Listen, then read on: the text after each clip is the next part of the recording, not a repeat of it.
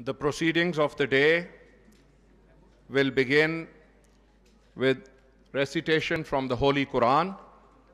For that, I'm going to request Qazi Ubaidur Rahman Sahib to please come to the stage and recite verses from the Holy Quran.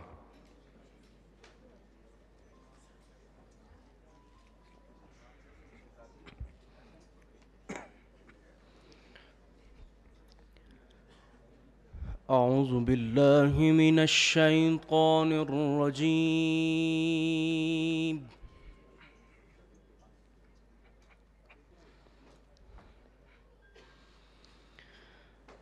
بسم الله الرحمن الرحيم.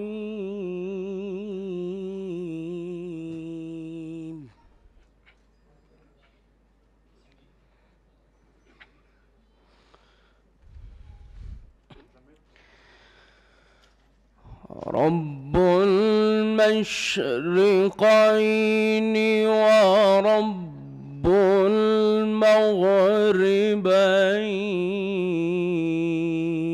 المغربين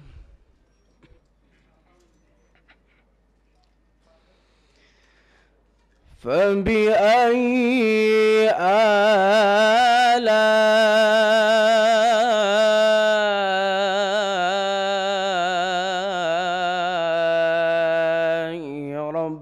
ربكما تكذبان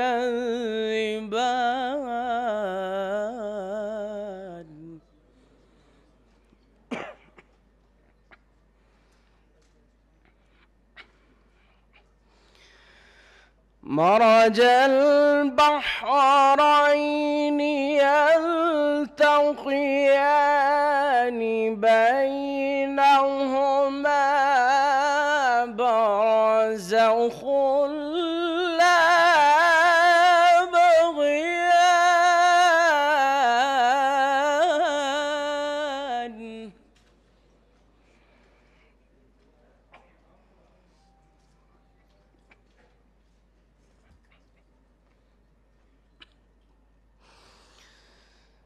مرج البحرين يلتقيان بينهما برزخ لا يبغيان فبأي آلاء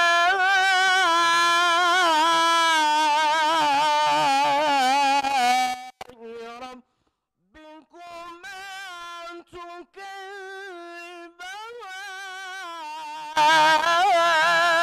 تكذبان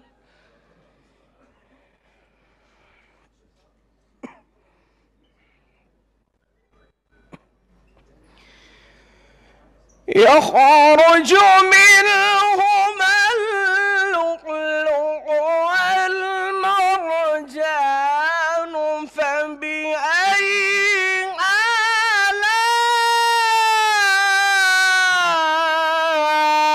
آلاء ربكما تكذبان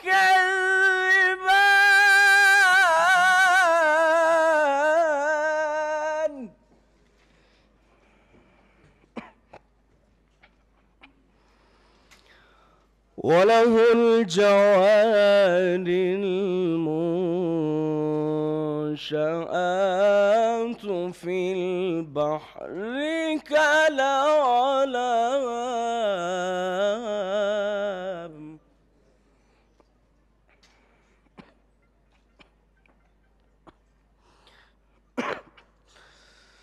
وله الجوار المنشآت في البحر كالأعلام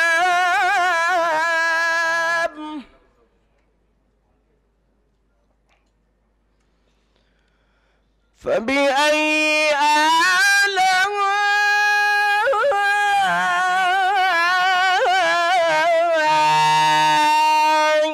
ربكما تكذبان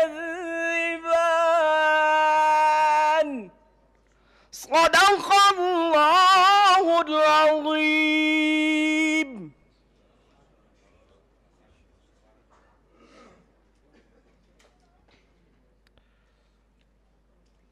Alhamdulillah, MashaAllah. Now I would request Sayyid Zabib Masood Shah Sahib to come to the stage and recite Naat Sharif.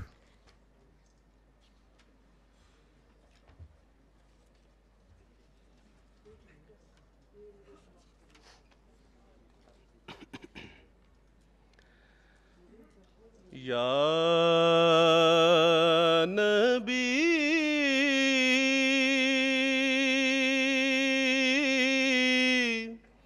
یا نبی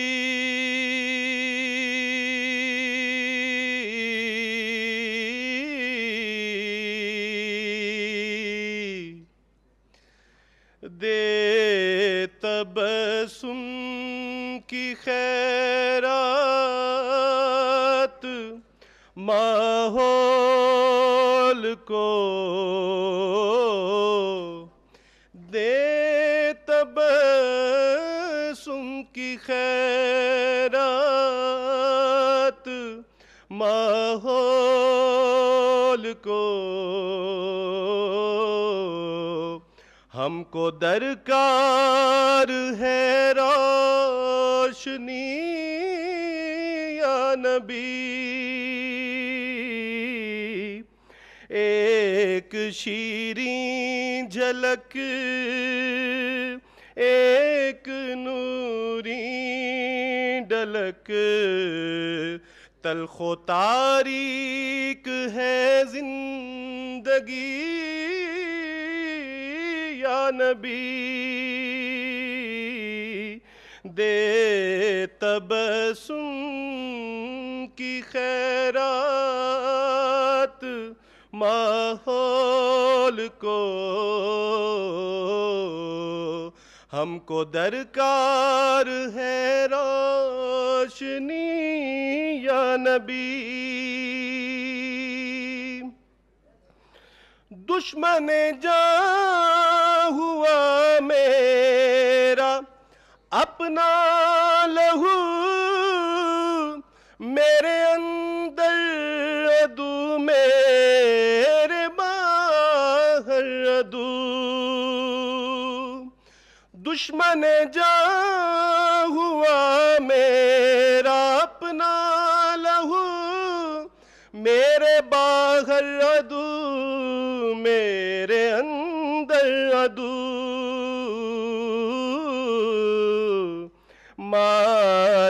ماجرائے تحیر ہے پرسیدنی صورت حال ہے دیدنی یا نبی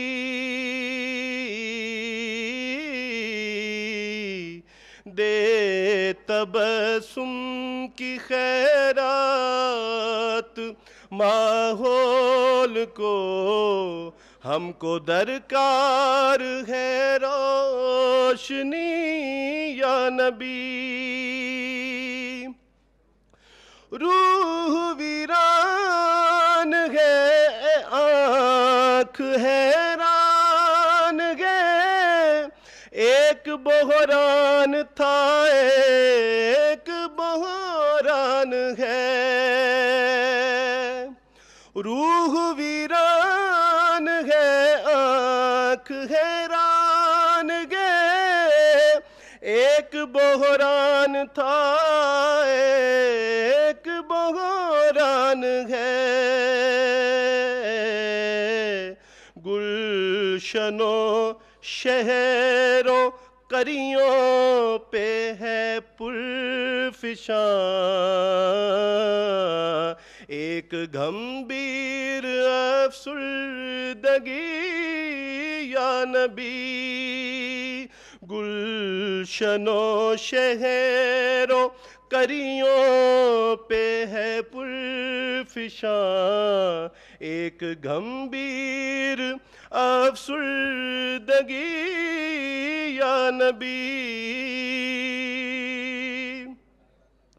زیست کے تپتے صحرا پہ شاہ عرب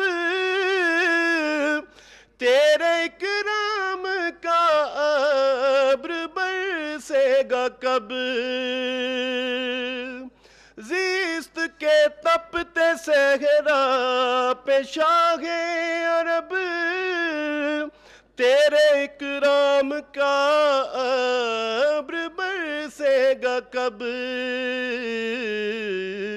کب ہری ہوگی شاخ تمنا میری کب ہری ہوگی شاخ تمنا میری کب مٹے گی میری تشنگی یا نبی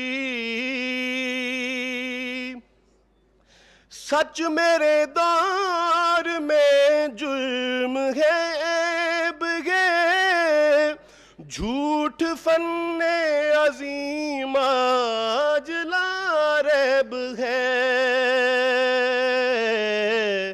ایک اعزاز ہے جہل و بے رہ روی ایک آزار ہے آگہی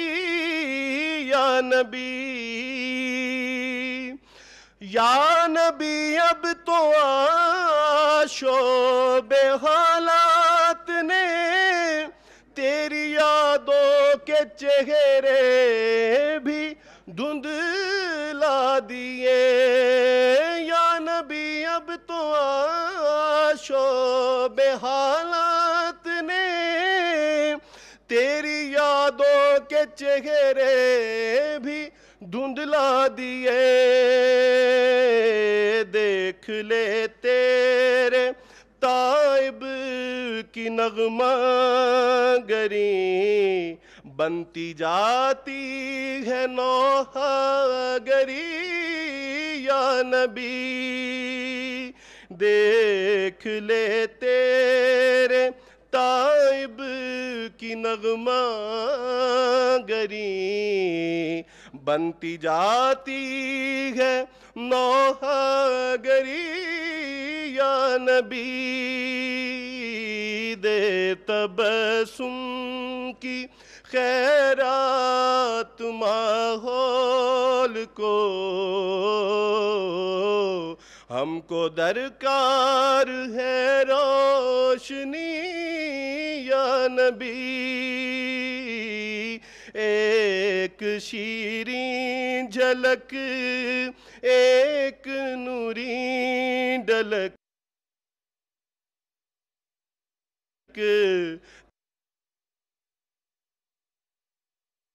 تلخ و تاریک ہے زندگی یا نبی یا نبی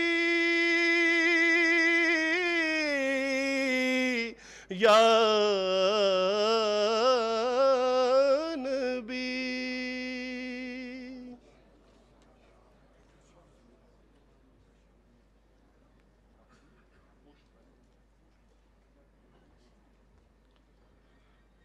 بسم اللہ الرحمن الرحیم.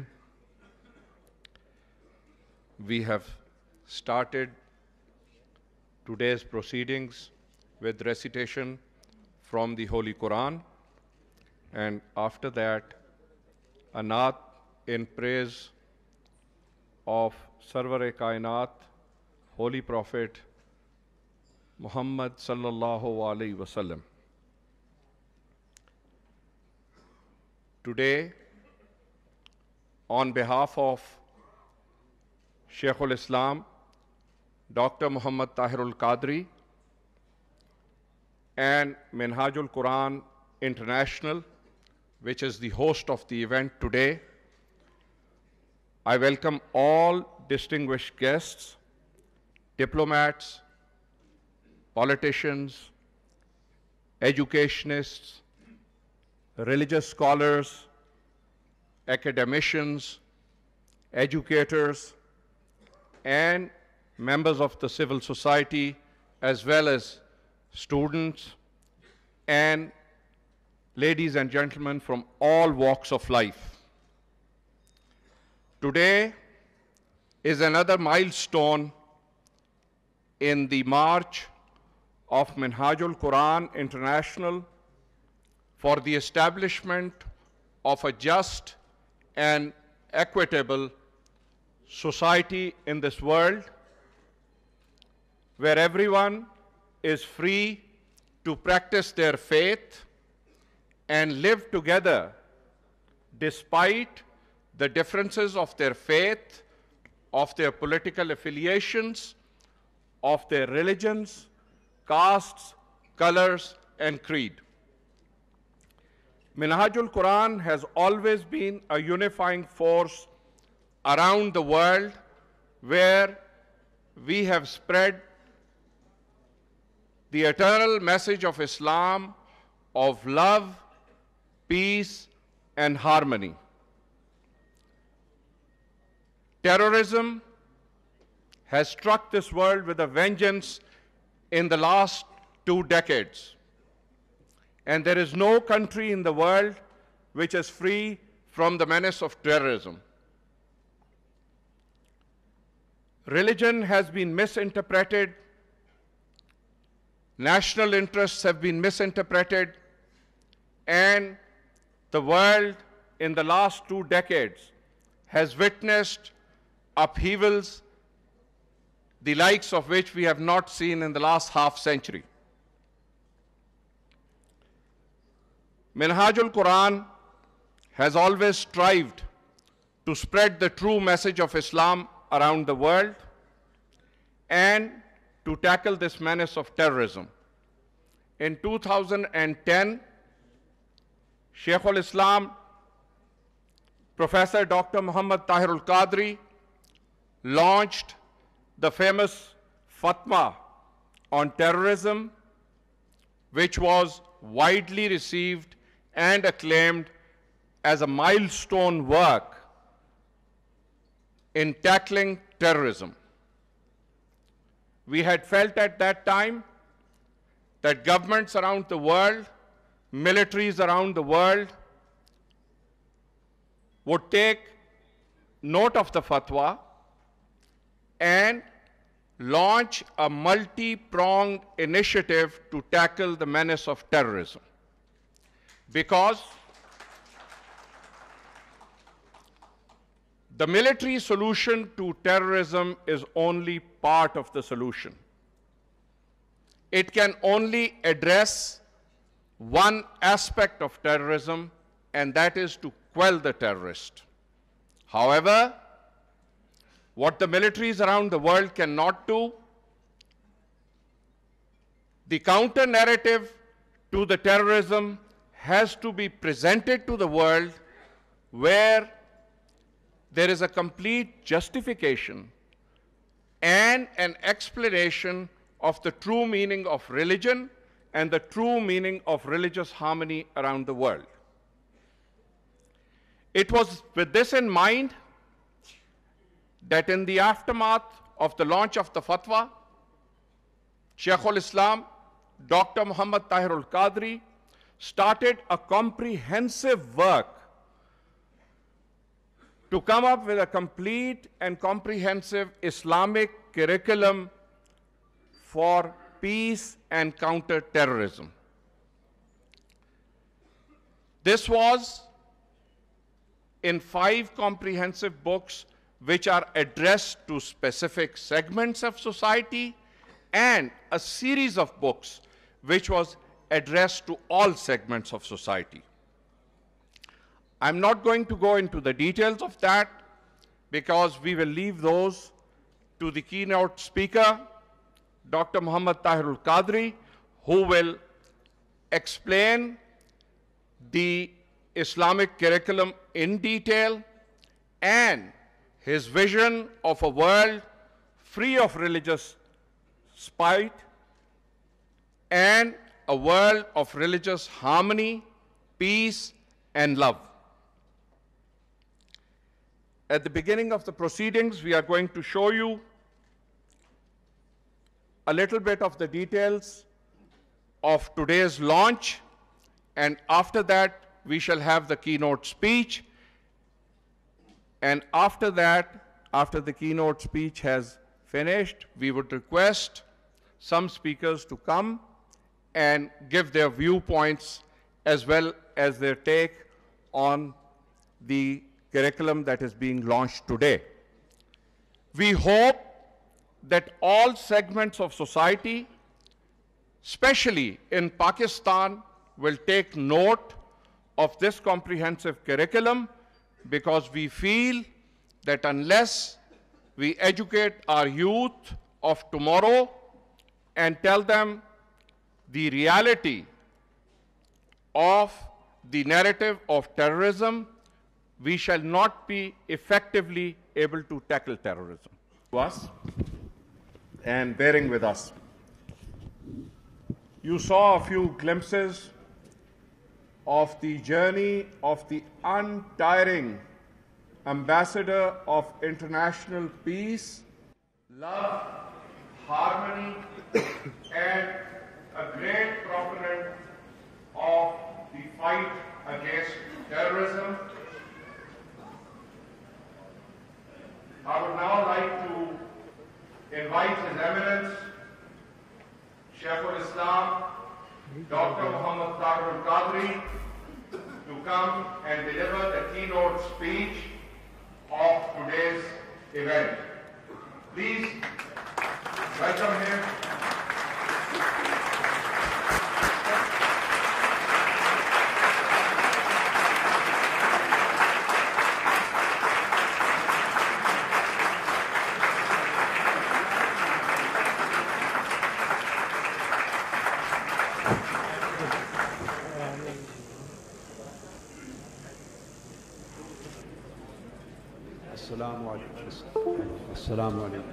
Ladies and gentlemen, Shaykhul Islam.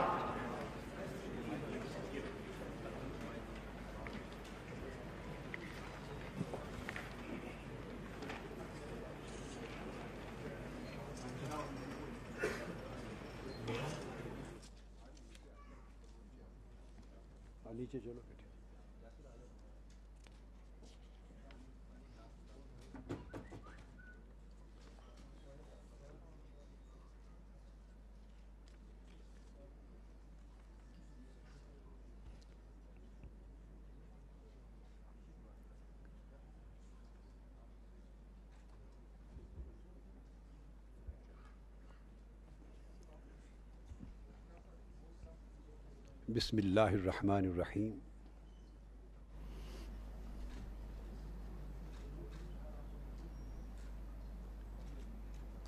मुअज़्ज़ज़ मेहमानान गिरामी,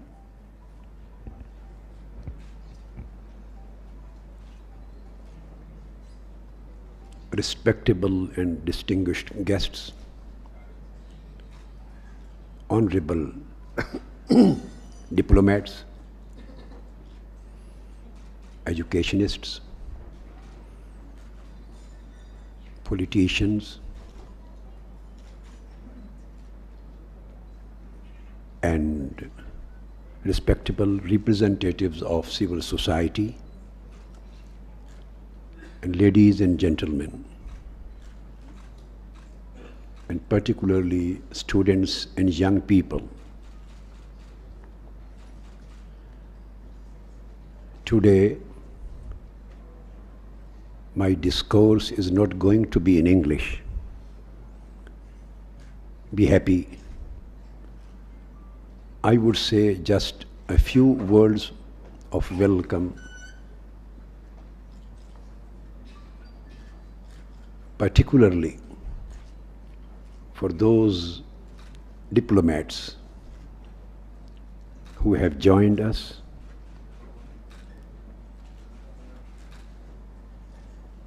and then I will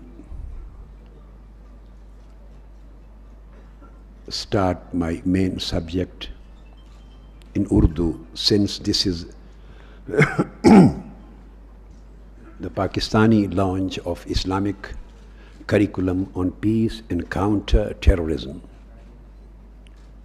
I have been speaking on the subject in last 3 decades in English all over the world, and there was a launch ceremony in London on 23rd of June. It was an historic event which took place and which was organized for the Western communities, societies and the people. You have seen just 2 or 3 glimpses in the end of this movie.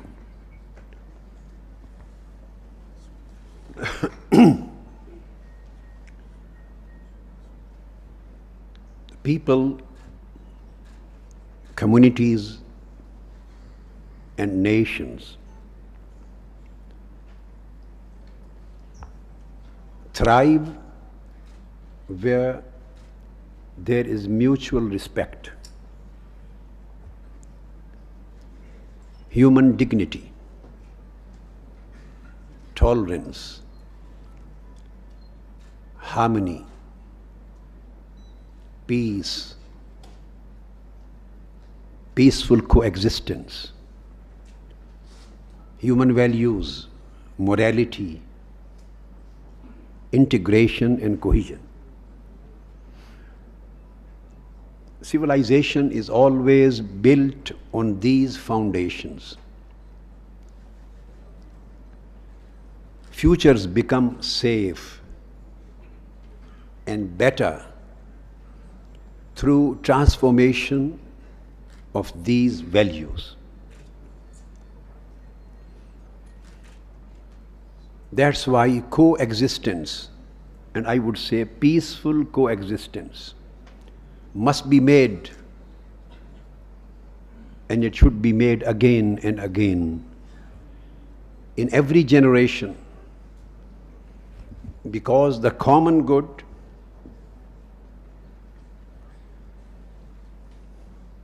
human dignity, peace, love, and real freedom. These values are always defended only by vigilance and action. This means more than security measures. This means more than just fighting the terror. Humanity, the time has come that humanity must arm itself with ideas, with true concepts, with unambiguous understanding, with justice, with social and economic inclusion, and with communal cohesion. Today, the greatest challenge for not only the Muslims but for the mankind too is that of extremism and terrorism.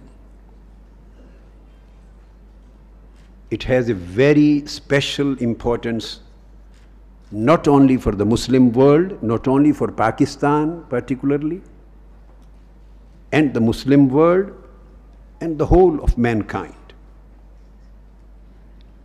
Our world faces an assault by terrorists with a ruthless ideology and ambition. Their motive is just power, pursued by ripping communities, nations, societies, and countries apart in sectarian conflicts. This is a fight that has to be carried out by the Muslim nations, and I would say, first of all, by Pakistan, the Muslim nations, first and foremost, because this fight has been induced within Islam by wrongly interpreting certain teachings and concepts of Islam. By hijacking Islam, by hijacking the concept of jihad, by hijacking the concept of martyrdom, and misusing the terms of Islamic theology and jurisprudence. That's why today we are here. And the launch of this Islamic curriculum on peace and counter-terrorism is taking place in order to convey this message and to make it understand by every single Pakistani national and citizen, Muslim or non-Muslim, what does Islam mean and what is and what should be our stance in this connection.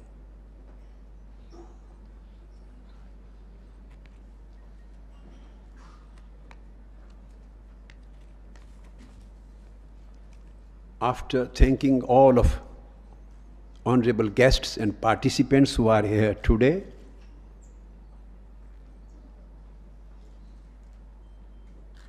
and there are many, I would like to pay attributes also for their efforts in condemning absolutely every form of extremism and terrorism in their capacity, wherever they are, wherever they do sit, wherever they talk, and wherever they get an opportunity to convey the message.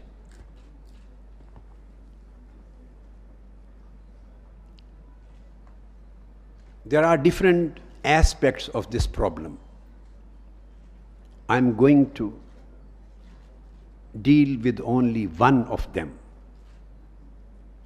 One is ideological aspect of terrorism and extremism.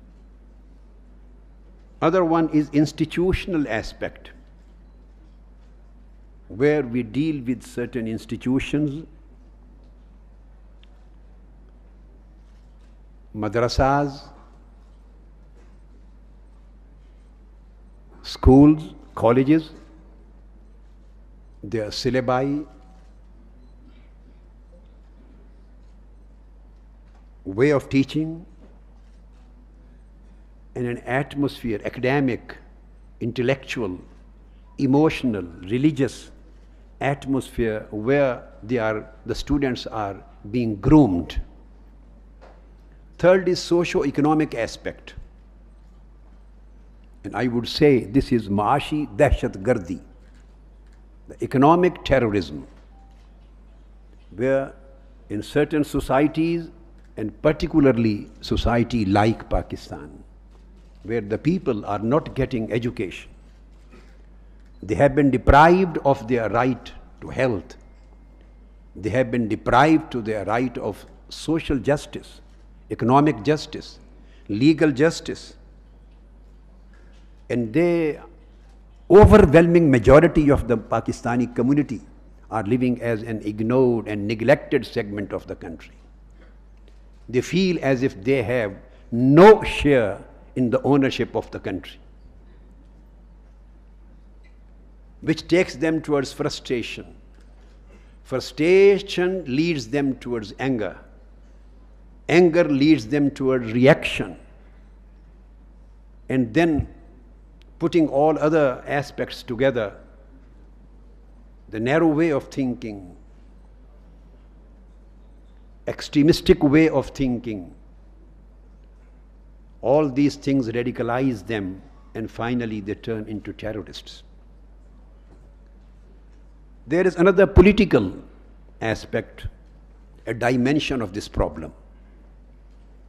And I would say this is political dictatorship, where people do feel that the Pakistan made by the father of Pakistan, father of the nation, Quaid-e-Azam, is lost somewhere. They want to see the country, the nation, the society, for which thousands and hundreds of thousands sacrifices were made. There were bloodsheds. They left their lands, their homes, their businesses, their links, their relationships, just to see a just society where they could find socio-economic equality, or at least equity, where they should find justice and moderation, where they should find human values to be practiced, tolerance, love, care, where they find their rights to be fulfilled. But when they see all around, they find that Pakistan is lost. We don't belong to that country. This country, they feel, was made just for a couple, a few hundreds or few thousands of families or people who are ruling and ruining the country. Then there is a judicial dimension of this issue, where people have the fundamental right to justice, speedy trial, speedy and inexpensive justice, quick judgments, so that their concerns are addressed and the criminals are punished. And everybody feels in a society where rule of law is being practiced. Everybody feels where he is protected. Everybody feels that he has an equal place and equal share in the whole system. And he finds no institution providing them with these kind of basic necessities and basic rights. And then there is a regional and international aspect and dimension of the problem. Before that, I would say financial aspect and dimension, where we need, in order to eliminate the terrorism.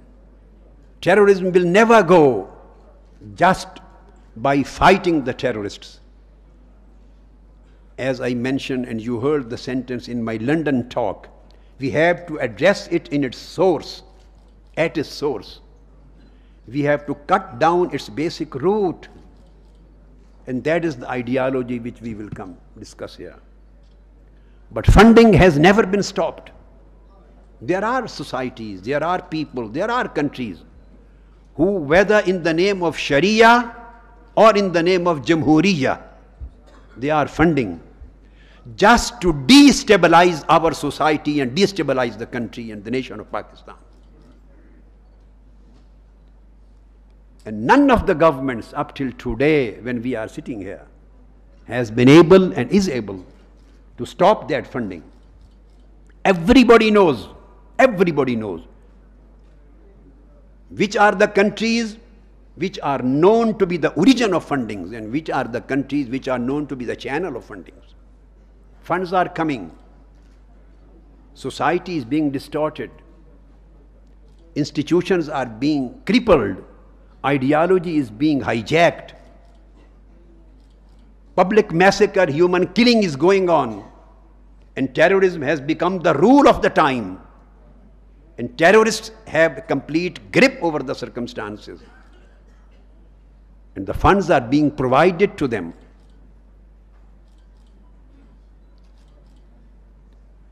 And the last, seventh aspect which I want to mention, just maybe there are some others too, regional and international dimension of this problem. We need regional peace, regional cooperation, peaceful relations with all neighbors. We want to create a regional peaceful neighborhood, free of all hatreds, free of fights and wars, free of intrigues and conspiracies. Neighborhood which may respect the stability, independence, and sovereignty of every country and every society.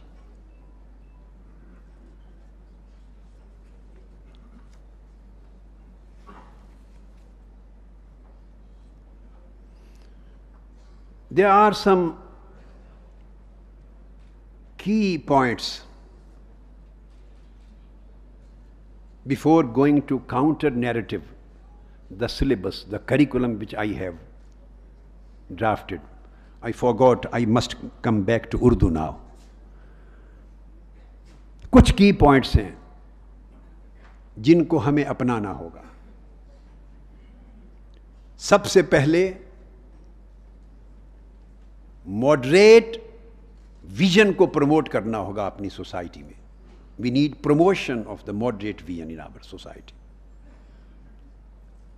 اور یہ اس وقت تک ممکن نہیں جب تک ہم radical net works, ان کے کریکٹرسٹکس کو، ان کے فینومینا کو، ان کی سائیکالوجی کو، ان کا وے آف ورکنگ کو، ان کی اسٹریٹجی کو، ان کے میکنزم کو پورے طور پہ جانے نہیں کہ ہاؤ ڈو دے ورک، کس طریقے سے وہ مائنڈ میکنگ کرتے، کہاں سے اٹھا کے وہ کہاں لے جاتے ہیں. We need to know their mechanism, and we are totally unaware of this whole phenomena. دوسرا پوائنٹ ہے we need to disrupt radical networks. صرف دہشت گردوں کے خلاف جنگ یہ سولوشن کا ایک حصہ ہے، مگر وہ حصہ جو جب اینڈ ہو جاتی، جب وہ دہشت گرد بن جاتے ہیں، ان کو دہشت گرد بنایا کس نے؟ ان کی دہشت گردی کی جو پوری تاریخ ہے فکر کی، وہ شروع کہاں سے ہوئی؟ اس فکر کا بیج کہاں بویا گیا؟ کس نے بویا؟ کیسے بویا؟ کس طرح وہ بیج پلانٹ میں بدلا؟ کیسے وہ گریجولی ڈیولپ ہوتا ہوا درخت بنا، تناور درخت؟ اس کو کبھی ایڈریس نہیں کیا گیا. اور ان کے جو ریڈیکل نیٹ ورکس ہیں ان کو نہیں توڑا گیا.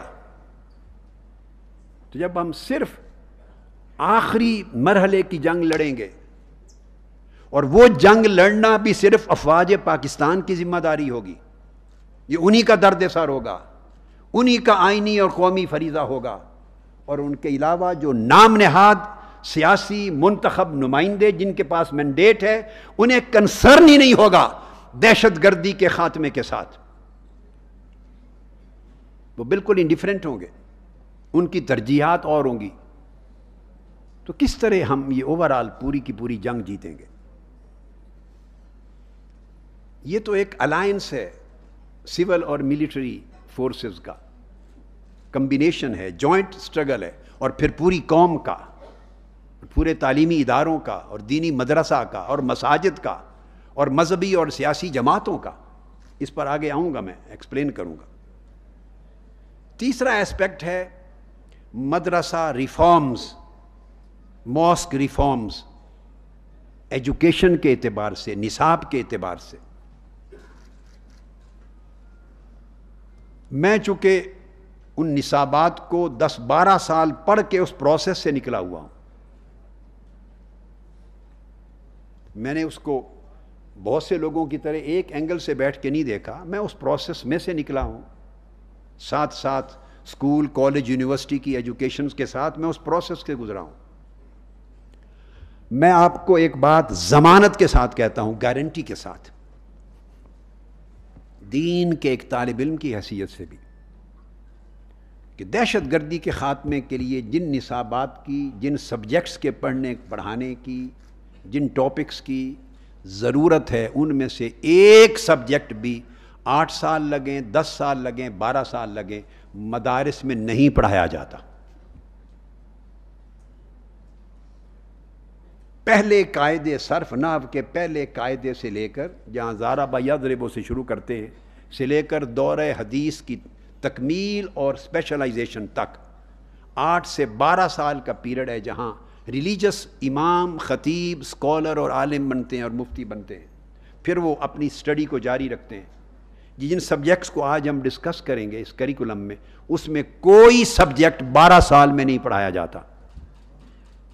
اگر آپ میں سے کوئی یہ بات کہتا تو شاید اگلے دن اس کو ریبٹل آ جاتا. وہ کہتے آپ کو پتہ نہیں، آپ نے بھی ایک ایسی بات کہہ دی.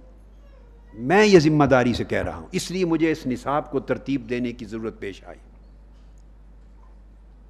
اب وقت آ گیا ہے کہ ہم ان چیزوں کو اپنے نصاب میں شامل کریں.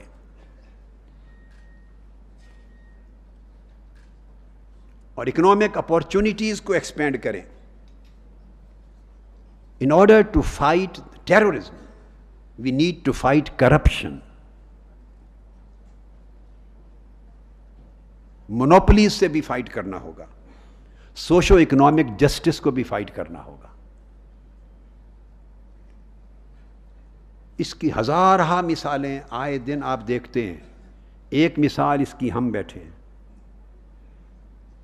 14 شہادتیں 17 جون 2014 کو ماڈل ٹاؤن میں ہوئیں. آج تک ہمیں اس کا انصاف نہیں مل سکا. انصاف تو دور کی بات ہے, اس کی امپارشل انویسٹیگیشن نہیں ہو سکی. جو قاتل ہیں وہی JIT بناتے ہیں, وہی چالان سبمٹ کرتے ہیں, وہی کیس میک اپ کرتے ہیں, وہی بیانات رقم کرتے ہیں, جس کی وجہ سے ہم کسی JIT کا ممبر نہیں بنے. اور اگر کوئی امپارشل جوڈیشل کمیشن بنتا ہے جسٹس باقر نجفی کا, تو وہ آج کے دن تک اس رپورٹ کو پبلک نہیں کرتے. دوسری رپورٹ آتی ہے الیکشن دھاندلی پر, وہ ایک دن میں پبلک ہو جاتی ہے. آفٹر آل کوئی تو فرق ہے نا دو باتوں میں. ہمیں اس دور معیار کو ختم کرنا ہوگا. اور وہ ادارہ کب ابھرے گا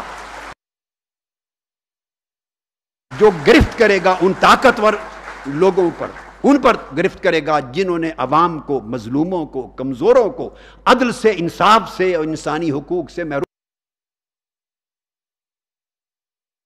کر رکھا ہے. پھر ان کے لوگوں کے پاس, حکمرانوں کے پاس طاقت بھی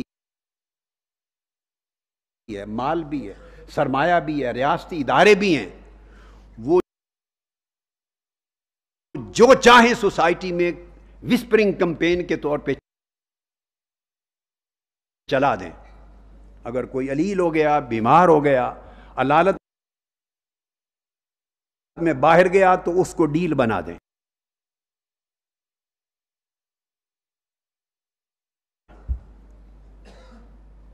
ان کے پاس سب کچھ ہے, اس کو کچھ اور رنگ دے دیں. میرا کہ آج کا یہ سبجیکٹ نہیں, میں آگے ہی جانا چاہتا ہوں اپنے سبجیکٹ پر, مگر یہ بتانا چاہتا ہوں کہ شہیدوں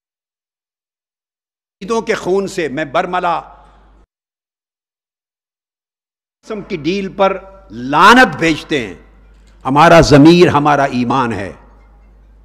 میرے تو 14 شہیدوں کے غریب گھرانے تھے, غریب, ان کے پاس کھانے کا نہیں. ہم تو ان کو ماہانہ اخراجات کی کفالت کرتے ہیں ویلفیئر سے, اور ہزارہ زخمیوں کو ہم کیا دے سکتے ہیں؟ کروڑوں روپے کی آفرز لے کر, ڈیل لے کر, کروڑوں روپے کی قارون کے خزانے لے کر, وہ تو میرے شہیدوں کے گھرانوں کے کسی ادنا بے روزگار غریب کو خرید نہیں سکے. وہ ہمارے ضمیر اور تحریک کو خریدنے کی بات کیا کریں گے؟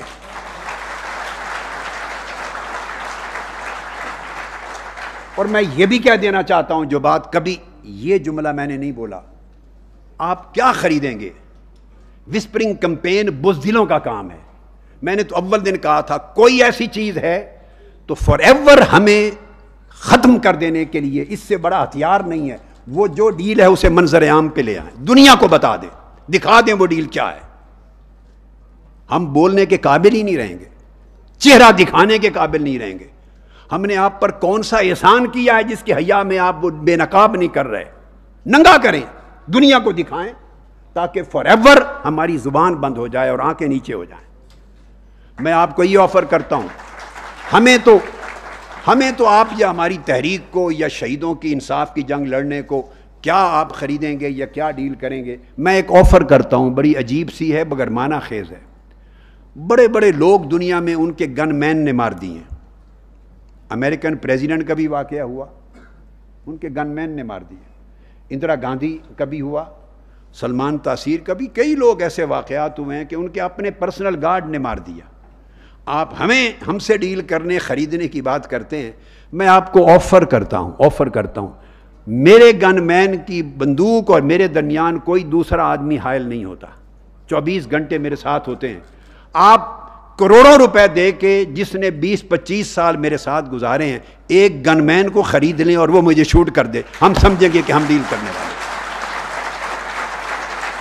یہ میرا چیلنج ہے, بس یہ میرا چیلنج ہے. بس اس موضوع پر اتنی بات کافی ہے. میں آپ کو دہرا کے کہہ رہا ہوں, آپ میرے ایک گن مین جس نے 20 سال میرے ساتھ زندگی گزاری ہے, شب و روز دیکھے ہیں, ان کو خرید لیں. ایسا ہوتا رہا ہے دنیا میں, اور اگر وہ خریدا جائے اور مجھے گولی مار دے تو سمجھیں گے ہم بھی خریدے جا سکتے ہیں. یہ چیلنج ہے, آپ کے پاس قارونوں کا خزانہ ہے, آپ استعمال کر لیں. لیکن یہ انصاف کی جنگ ہے, انشاءاللہ ہم جیتیں گے اور لے کے رہیں گے, اور قاتلوں کو اور ظالموں کو کبھی بھی کیفر کردار تک پہنچائے بغیر دم نہیں لیں گے. اس لیے کہ یہ دہشت گردی ہے, یہ دہشت گردی ہے, اور دہشت گرد جب حکمران ہو جائیں اس ملک کی خیر نہیں ہوتی.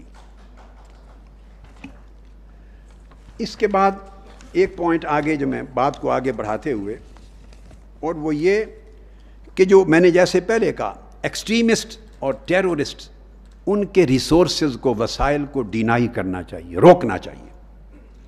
میں اب یہ بات مینشن نہیں کروں گا کہ کس کس دور میں کس کس کو میں نے یہ بات سمجھانے کی کوشش کی اور عمل نہیں ہوا, مگر جب تک آپ وسائل ختم نہیں کریں گے, میں نام نہیں لیتا, سب آپ آگاہ ہیں, وسائل دہشت گردی کے فروغ پہ لگ رہے ہیں, کروڑوں اربوں روپے, اور پاکستان میں دہشت گردی ڈیولپ کی جا رہی ہے. دنیا کے ملک وہی زندہ رہتے اور ترقی کرتے ہیں جن کا نیشنل انٹرسٹ سپریم انٹرسٹ ہوتا ہے. بھلے کوئی ملک آپ سے ناراض ہو یا راضی ہو, اپنی قومی مفاد سے بہتر دنیا کا کوئی انٹرسٹ نہیں ہوتا. Supreme interest is our national interest. Deny کر دیں ریسورسز, بین کر دیں, ہماری شریعت, ہمارے مدرسے چلتے رہیں گے جیسے بھی ہیں. ساری قوم کو مل رہا ہے پیسہ, تو چند لوگوں کو کیوں ملے, چند جماعتوں کو, چند مدرسوں کو, چند پولیٹیکل پارٹیز کو, سارے ریسورسز, اور جو باہر کی فنڈنگ لے اس کی سزائے موت ہونی چاہیے. سزا موت ہونی چاہیے کہ وہ جب فنڈنگ لیتا ہے تو وہ کمپرومائز کرتا ہے, قومی مفاد کو پیچھے پھینکتا ہے, پیسے کے لیے ضمیر بیچتا ہے. پاکستانی قوم کے ہر فرد کا ضمیر اس کا ایمان ہونا چاہیے. اور یہ بڑی امپورٹنٹ چیز ہے تمام دنیا کے لیے, ویسٹرن ورلڈ کے لیے بھی, مسلم کنٹریز کے لیے بھی, کہ وار آن ٹیرر اور مسلم کنٹریز کی سٹیبلٹی, اس کے درمیان بیلنس ہونا چاہیے. یہ میرا میسج ہے ملک سے باہر, باؤنڈریز سے باہر. وار اور ٹیرر پاکستان عرصہ دراز سے لڑ رہا ہے, اور میں یہ یقین رکھتا ہوں, میں ان لوگوں میں سے نہیں ہوں جو کہتے ہیں کہ ہم کسی اور کی جنگ لڑ رہے ہیں. وہ دراصل کسی اور کی بولی بولتے ہیں. ہم اپنے قومی مفاد اور اپنی قوم اور ملک کے بقا کی جنگ لڑ رہے ہیں. مگر میں کئی ملکوں سے بھی کہتا ہوں کہ کسی بھی مسلم ملک کی انٹرنل سٹیبلٹی, ہوم لینڈ, ان لینڈ سیکیورٹی اور وار آن ٹیرر, ان کے درمیان بیلنس اگر نہیں ہوگا, اگر ہماری سوسائٹی ڈی سٹیبلائز ہوگی, تو وار آن ٹیرر کبھی منطقی انجام پر کامیابی سے نہیں پہنچے گی. یہ چند چیزیں میں نے جو کی پوائنٹس کے طور پہ مینشن کی. اب جب ہم نظر دوڑاتے ہیں تو ایک دکھ ہوتا ہے کہ یہاں 20 نکاتی نیشنل ایکشن پلان بنا. میں نے پوری دنیا میں جتنے ملک دیکھے ہیں اور بڑا سفر کیا ہے اور بڑا اسٹڈی کیا ہے, دنیا کے کسی ملک کی گورنمنٹ کو میں نے دہشت گردی کے مسئلے پر اتنا نان سیریس نہیں دیکھا جتنا پاکستان کے حکمرانوں کو دیکھا ہے. Non serious. انہوں نے 20 نکاتی ایک نیشنل ایکشن پلان کے نام پہ ایجنڈا دیا. وہ جسٹ اے پی سی کا ایک اعلامیہ تھا, نتھنگ مور دین دیٹ. اے پی سی کا ایک اعلامیہ, اور اس کو ایکٹ آف پارلیمنٹ تک بھی نہیں بنایا جا سکا. وہ 20 نکاتی ایجنڈے کی بات کر رہا ہوں. لیجسلیشن بھی نہیں کی گئی. دنیا کے every country has gone for legislation on counter terrorism except Pakistan. جو پاکستان جو ٹیررزم کا which has become importer of terrorism and exporter of terrorism. There is no legislation to counter terrorism up till today. Even the National Action Plan was never made an act of parliament. It was not converted into law.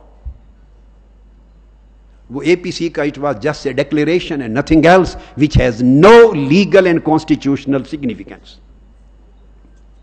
اس میں سے ایک چیز فوجی عدالتوں کے قیام کے لیے 21 امینڈمنٹ ہوئی. فوجی عدالتوں نے صرف ایک کیس کا فیصلہ سنایا. میں نے کہا کہ فوجی عدالتوں کا یا وار آن ٹیرر یہ سارے پرابلم کا سولوشن نہیں ہے، ایک پارٹ ہے. ایک کیس کا فیصلہ سنایا، اس پہ بھی سٹے ہے، اس پر بھی سٹے ہو گیا. وہ 21 امینڈمنٹ بھی سٹے ہے. کاش کئی اور امینڈمنٹس پر بھی سٹے ہوتا. کو 18ویں ترمیم بھی ہوئی تھی اور بھی ہوئی تھی، کسی اور پر بھی سٹے ہوتا. 21ویں امینڈمنٹ پہ سٹے ہوا تاکہ فوجی عدالتیں بھی کسی دہشت گرد کو سزا نہ دے سکیں. اور جو باقی رہ گئے 19 نکات، ان 19 نکات پر کوئی پروگرس نہیں ہے. ایگزیکیوشن سزاؤں کی نہیں ہوئی. آرمڈ ملیٹری گروپس اور آرگنائزیشن وہ اسی طرح الاؤڈ ہیں to work in their own way. All fundings are still coming. Nothing has been stopped. Band organizations are still working with different names. بتا دیا جائے کہ اس نیشنل ایکشن پلان کے بعد کون سی بینڈ آرگنائزیشن ہے جس کو کیا گیا نئی آرگنائزیشن. یہ ساری وہ ہیں جو پچھلے دور کی جنرل مشرف صاحب کے دور کی جن کو بین کیا تھا، اور وہ سب نئے ناموں کے ساتھ کام کر رہی. نئی کون سی بین کی آپ نے؟ نیشنل ایکشن پلان کہاں گیا؟ اس پوری کی پوری نیشن کے ساتھ ایک مذاق ہے. ایسا مذاق دنیا کے حکمرانوں نے کبھی نہیں کیا جو پاکستان میں ہوتا ہے.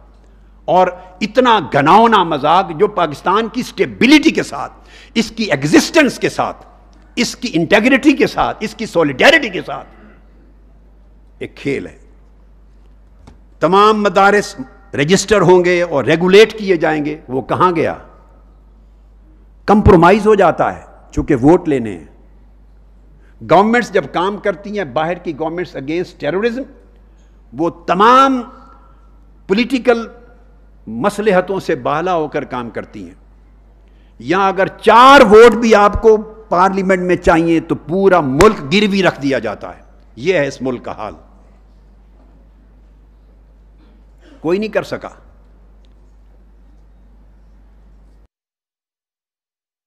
اور یہ اس کے اندر تھا کہ دیر ول بی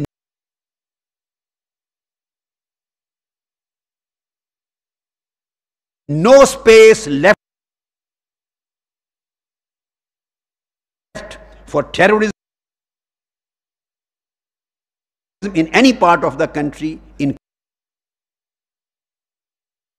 ٹیررزم کے خلاف جنگ لڑی جا رہی ہے تو وہ صرف افواج پاکستان کی ذمہ داری ہے. وہ لڑ رہے ہیں افواج پاکستان، اور کسی کی گویا ذمہ داری ہی نہیں ہے ٹیررزم کے خلاف جنگ لڑنے کی.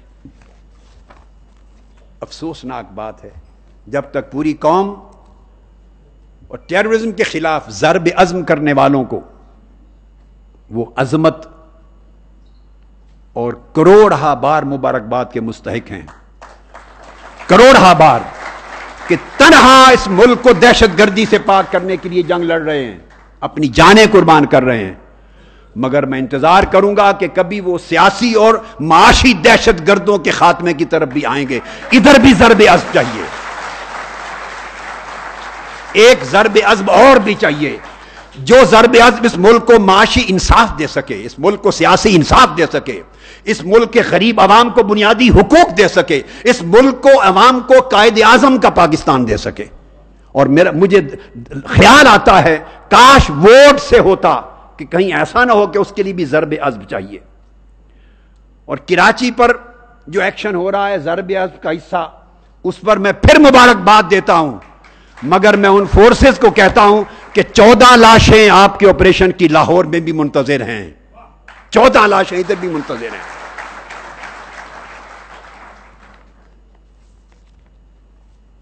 ان بیسک چیزوں کو عرض کرنے کے بعد اب میں کریکولم اور نصاب کے حصے کی طرف آ رہا ہوں.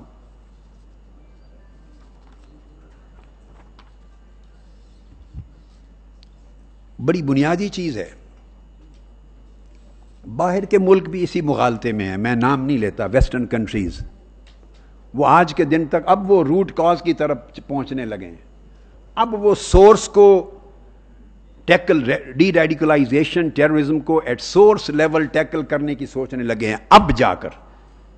میں یہ بات 25 سال پہلے سے کہہ رہا ہوں, جب یہ 9/11 کے واقعے کو خواب بھی نہیں کسی نے دیکھا تھا. میں 80s کے زمانے سے یہ بات کہہ رہا ہوں, بہت پہلے سے.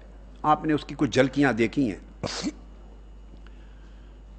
دہشت گرد ایک نیریٹو رکھتے ہیں,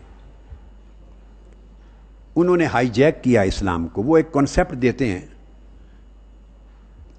یا یہ کفار ہیں نان مسلمز, تو ان کے ہاں ایک یہ غلط کانسیپٹ ہے, absolutely wrong, baseless, in violation of the teachings of Quran and Sunnah, but this is their narrative.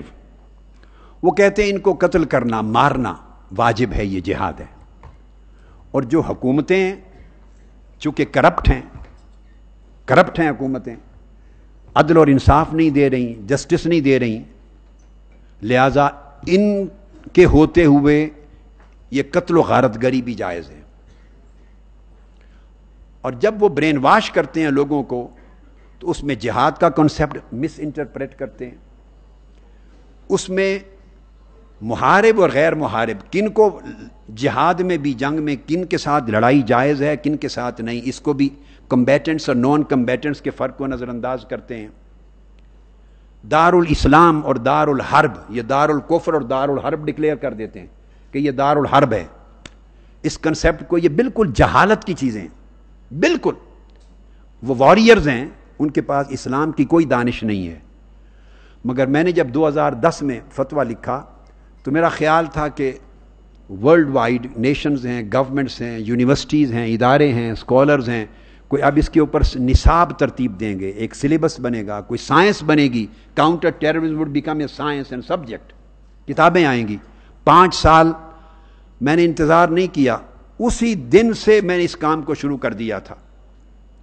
اور جن احباب کو دھرنے کے دوران 70 دنوں میں میرے کنٹینر کے اندر آنے کا موقع ملا ہے, جو اندر آئے ہیں وہ ریکال کریں کہ میرے کنٹینر میں رائٹ سائڈ پہ ٹیبلز پہ بہت بڑا پیپرز کا ایک انبار پڑا ہوتا تھا.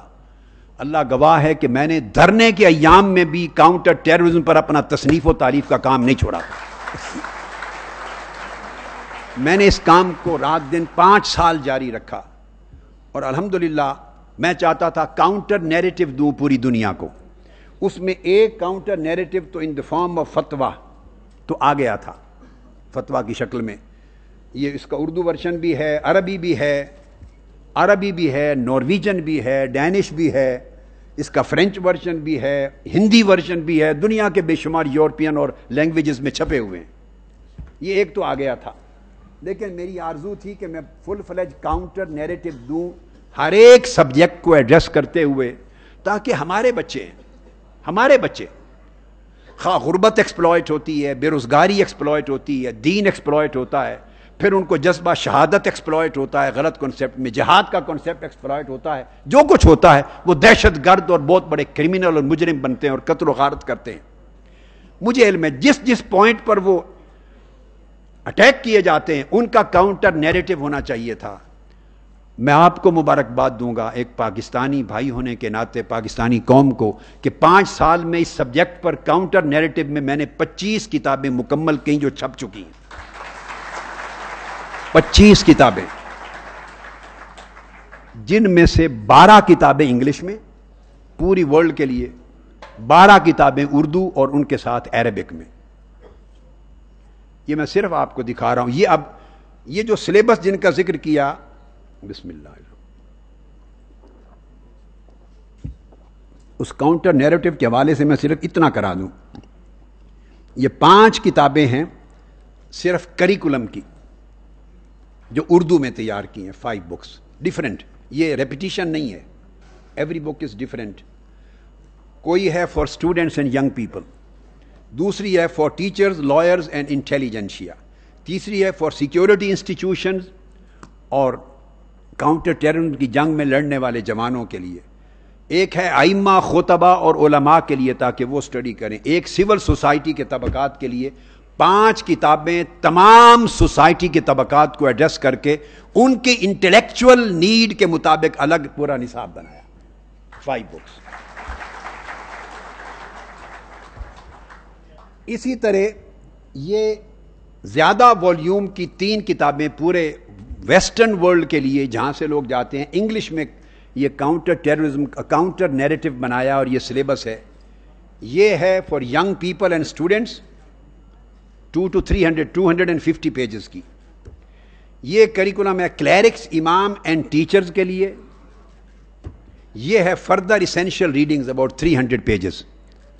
3 کتابیں کریکولم آؤٹ لائن کے لیے انگلش میں ہیں، 5 اردو میں ہیں الگ سے۔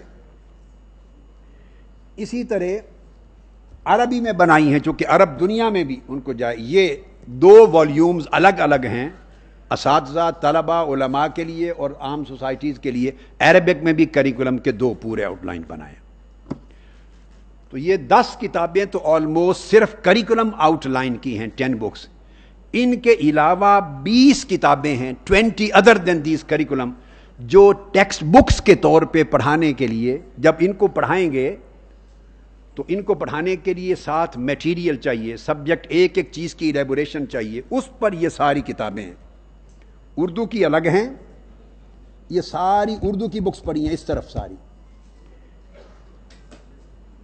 یہ پوری کتاب الجہاد ہے 900 صفحات کی، سمجھانے کے لیے کہ جہاد کیا ہے اور کیا نہیں ہے۔ اور اسی طرح یہ اردو میں سپریم جہاد بھی 2 کتابیں ہیں، سپریم جہاد اور کتاب الجہاد۔ جہاد کا کاؤنٹر نیریٹو دے دیا ہے کہ قرآن نے کیا کہا، اسلام نے کیا کہا۔ اس کے اوپر ہم گفتگو انشاءاللہ کریں گے۔ اور اس طرح اسلام آن مرسی اینڈ کمپیشن ہے، یہ ٹیکسٹ بکس ہیں۔ جب یہ نصاب پڑھائے گا ٹیچر یا لوگ پڑھائیں گے، جو بھی پڑھائیں گے، وہ ان سے ریفرنسز کے ساتھ ان کے relevant material, chapter, subject references, وہ پھر یہ کتابیں ہیں جو میں نے 20 کتابیں ادر دین 10 بکس جو کریکولم کی ہیں، تو وہ پھر 25 کتابیں الگ لکھی۔ یہ ہیں، یہ میں نے کہا سپریم جہاد ہے، یہ اردو میں بھی ہے، یہاں اس وقت وہ ٹیبل پہ شاید نہیں رکھ سکے، ہاں یہ پڑھی ہے، الجہاد الاکبر کے نام سے۔ اس کے بعد یہ محمد دا پیس میکر، کئی 100 صفحات کی کتاب ہے، اس کا اردو ورژن بھی ہے، محمد دا پیس میکر۔ پھر اس کے بعد محمد دا مرسیفل۔ یہ کتابیں ہیں جو اس کاؤنٹر ٹیررزم نیریٹو کو بیان کرتی ہیں، ایک ایک سبجیکٹ پر ایک ایک کتاب لکھتی ہے، صرف ایک سبجیکٹ پر، تاکہ اتنا بڑا ایلیبوریٹ میٹیریل سبسٹنس دلائل کے ساتھ ہو کہ کسی کا ذہن بگاڑا نہ جا سکے۔ اور اگر اس پر سینکڑوں سوال ایک سبجیکٹ پر ذہن میں ابھرتے ہیں اور وہ برین واش کرتے ہیں، ہر سوال کا مفصل جواب اتنا طاقتور ہو کہ وہ ان کا نیریٹو اس کا جواب نہ دے سکے۔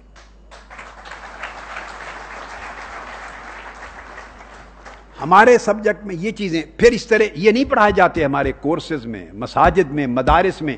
جتنے سبجیکٹ میں چھیڑ رہا ہوں ان میں کوئی سبجیکٹ ہمارے نصابات میں شامل نہیں ہے۔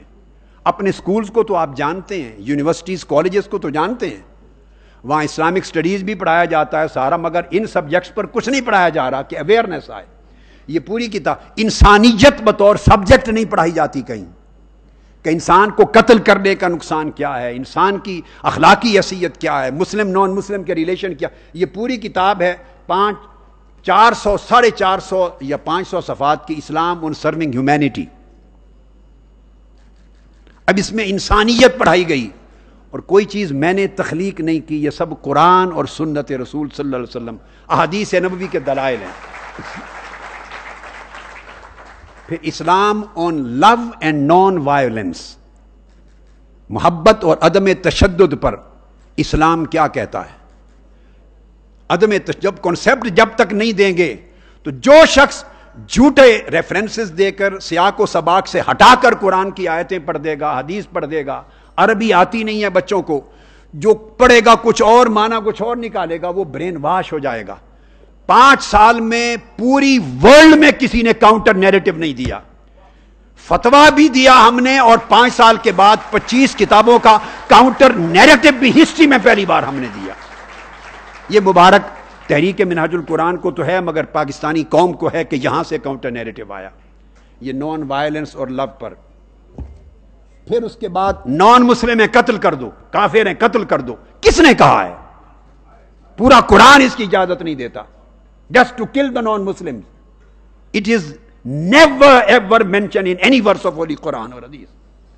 اس پر کتاب چاہیے تھی, یہ بھی سبجیکٹ ہے, relations of Muslims and non Muslims. پوری کتاب ہے مسلمانوں, مسلمز اور غیر مسلموں کے. یہ جتنی کتابیں میں عرض کر رہا ہوں, ان کے کتابوں کے اردو ورشنز بھی آ گئے ہیں, یہ اردو ورشنز بھی ہیں. یہ پورا تعلق مسلمانوں کا نان مسلمز کا کیا ہے اس پر آ گیا. بسم اللہ.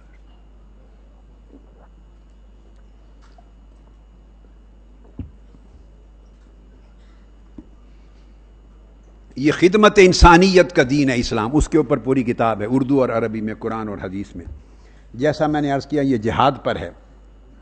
یہ اسلام محبت اور عدم تشدد, یعنی 2 ورشنز آ چکے ہیں تمام کتب کے, انگلش اور اردو, اور عربک ورشن بھی 25 کتابوں کے 2 ہو چکے ہیں, باقی جاری ہیں, تاکہ پوری ورلڈ کو فائدہ پہنچے.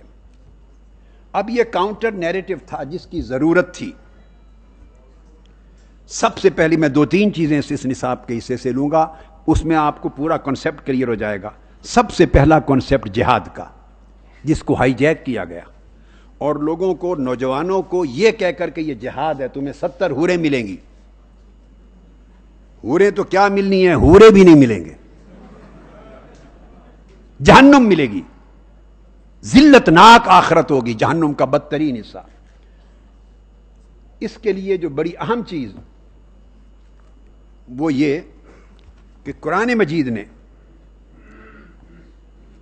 36 آیتیں قرآن مجید کی ہیں جس میں جہاد کا ذکر ہے. 36. ان 36 آیتوں میں سے ایک آیت میں بھی 2 لفظ ہیں, یاد رکھ لیں, ایک جہاد اور ایک قتال. بلکہ ایک جہاد, ایک قتال, پھر ایک لفظ ہے حرب, ایک ہے بغاوت, اور ایک ہے خارجیت. ان کے فرق کو سمجھنے کی ضرورت ہے. جہاد اور قتال, جہاد کی 36 آیتیں قرآن مجید میں آئی ہیں ٹوٹل. ان میں سے ایک آیت میں بھی یہ قرآنک سکیم ہے, جہاد اور قتال کو اکٹھا مینشن ایک آیت میں بھی قرآن میں نہیں ہے. اس کا مطلب یہ ہوا کہ جہاد کا معنی نیسیسریلی قتال, فائٹ نہیں ہے. اگر ہوتا تو ہر جگہ یا کئی جگہوں پر جہاد کے ساتھ قتال کا لفظ کسی بھی انداز میں آتا. 36 کی 36 آیتوں میں کہیں نہیں ہے, ایک میں بھی نہیں. سیاق و سباق میں 2-4 آیتوں میں آیا, میں ٹیکسٹ کی بات کر رہا ہوں. ایک آیت کے اندر اللہ نے قتال اور جہاد کو جمع نہیں کی. 60 آیتیں ایسی ہیں جن میں قتال کا ذکر آیا ہے, قاتلوا, یقتلون, یقاتلون وغیرہ وغیرہ مختلف افعال میں قتال کا ذکر آیا 60 آیتوں میں, 60 ورسز. 60 میں سے ایک آیت میں بھی قتال کے ساتھ آیت کے متن میں جہاد کو اللہ پاک نے اکٹھا نہیں کیا. یہ قرآنک سکیم ہے. یہ ایک کانسیپٹ دیتا ہے, ایک فلسفی دیتا ہے کہ اللہ رب العزت کے ہاں جہاد کا نیسیسری معنی قتال نہیں ہے, فائٹنگ نہیں ہے. جہاد ایک براڈر ٹرم ہے, جیسے عبادت. اس عبادت میں نماز پڑھنا بھی شامل ہے, اور کسی کو ٹھوکر نہ لگ جائے تو پتھر بھی راستے سے ہٹانا بھی شامل ہے, اور کتا مر رہا ہو تو اس کو پانی پلا کے زندہ رکھنا بھی شامل ہے. یہ بھی عبادت ہے, یہ عمل ہے. اور کسی کو مسکرا کے مل مرنا اور اس کا دکھ دور کر دینا, یہ بھی اسی عبادت میں شامل. اور ایک نماز ہے, تو نماز ایک پرٹیکولر ایکٹ ہے. تو گویا نماز میں ساری عبادت نہیں ہے, نماز ایک عبادت ہے, فرض ہے. جہاد ایک بڑا براڈر اسپیکٹرم رکھتا ہے عبادت کا لفظ. اس طرح جہاد کا اسپیکٹرم بڑا براڈ ہے. جہاد بالسیف بھی ہے, اس کی میں بعد میں بات کرتا ہوں. تو جہاد سب سے پہلا بن نفس ہے, نفس کی بری خواہشات کو چینلائز کرنا، کنٹرول نہ کرنے دینا اور ان کو لیگل طریقے سے فلفل کرنا. جہاد بالنفس بھی ہے، تزکیہ نفس. جہاد بالعلم بھی ہے، علم کو پھیلانا، یونیورسٹیز قائم کرنا، کالجز قائم کرنا، سکولز قائم کرنا، علم کو ہر جگہ پھیلانا، سوسائٹی کو ایجوکیٹ کرنا بھی جہاد ہے. جہاد بالعلم، جہاد بالعمل، سوشل اکنامک ریفارمز اور سٹرگل، جد و جہد، سوسائٹی کو اپ بلڈ کرنا بھی جہاد ہے. پھر جہاد بالمال، چیریٹی، خیرات، غریبوں کی مدد، ان کے اکنامک ڈیڈ لاک کو ریزالو کرنا، یہ سارے ایکٹس یہ بھی جہاد ہیں. تو جہاد کا کنسیپٹ وسیع ہے. 4 قسمیں ہو گئیں: جہاد بالنفس، جہاد بالعمل، جہاد بالعلم، جہاد بالمال. 4. 5ویں قسم ہے جہاد بالسیف، وہ قتال، جس کو ہم فائٹنگ کہتے ہیں، وہ قتال کہتے ہیں، جو وار، وہ lawful war, just and lawful war. اس 5ویں قسم کی پھر شرائط ہیں. 5ویں قسم کی شرائط ہیں. وہ شرائط کیا ہیں؟ یہ بڑا امپورٹنٹ ہے. وہ جہاد جس کو ہم قتال کہتے ہیں، جس کا یہ نام لیتے ہیں اور کہتے ہیں کہ یہ جہاد کر رہے ہیں، ہم جو گن چلا رہے ہیں، اس جہاد کا کانسیپٹ یہ ہے کہ اس کی 4 صورتیں، اس جہاد کی 4 صورتیں، یہ بڑا امپورٹنٹ ہے.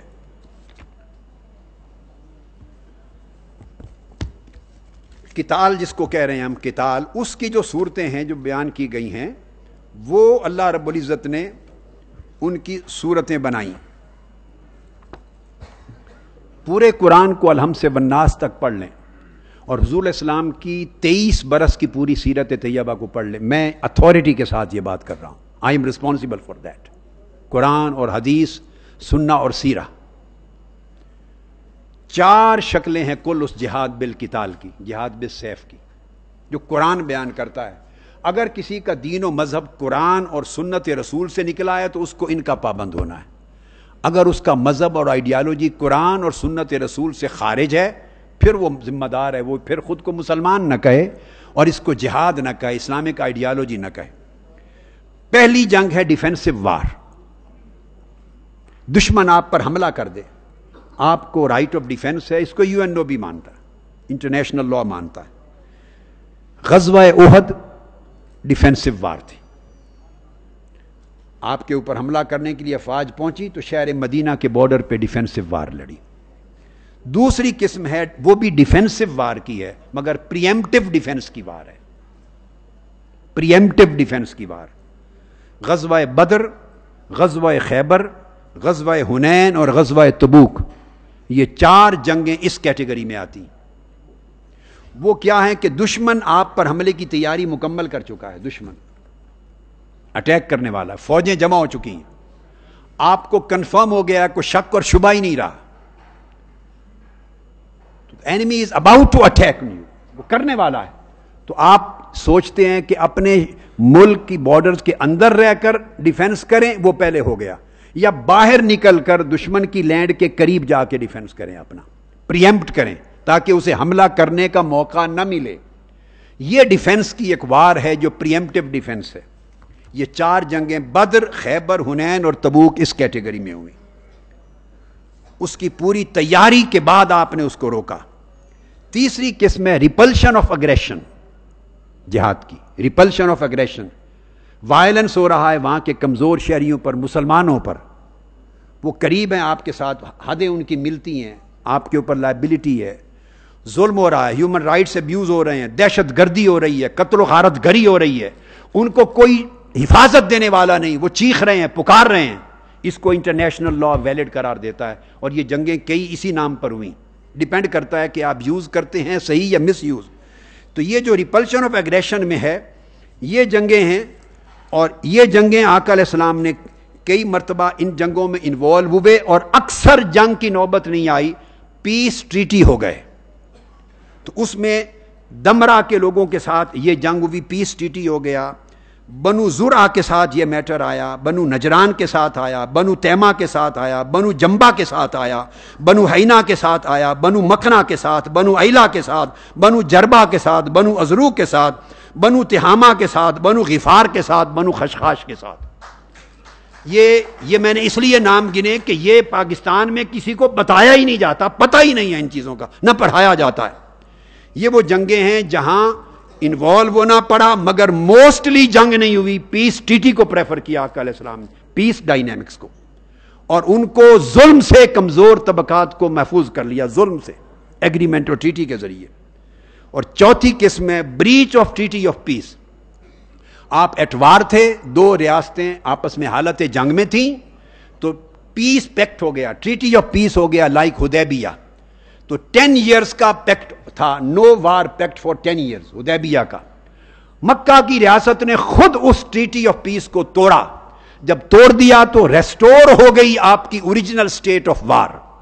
جب ریسٹور ہو گئی تو آپ کے خلاف جب وہ ایکٹ کریں گے تو آپ کو اجازت ہے، تب فتح مکہ ہوا.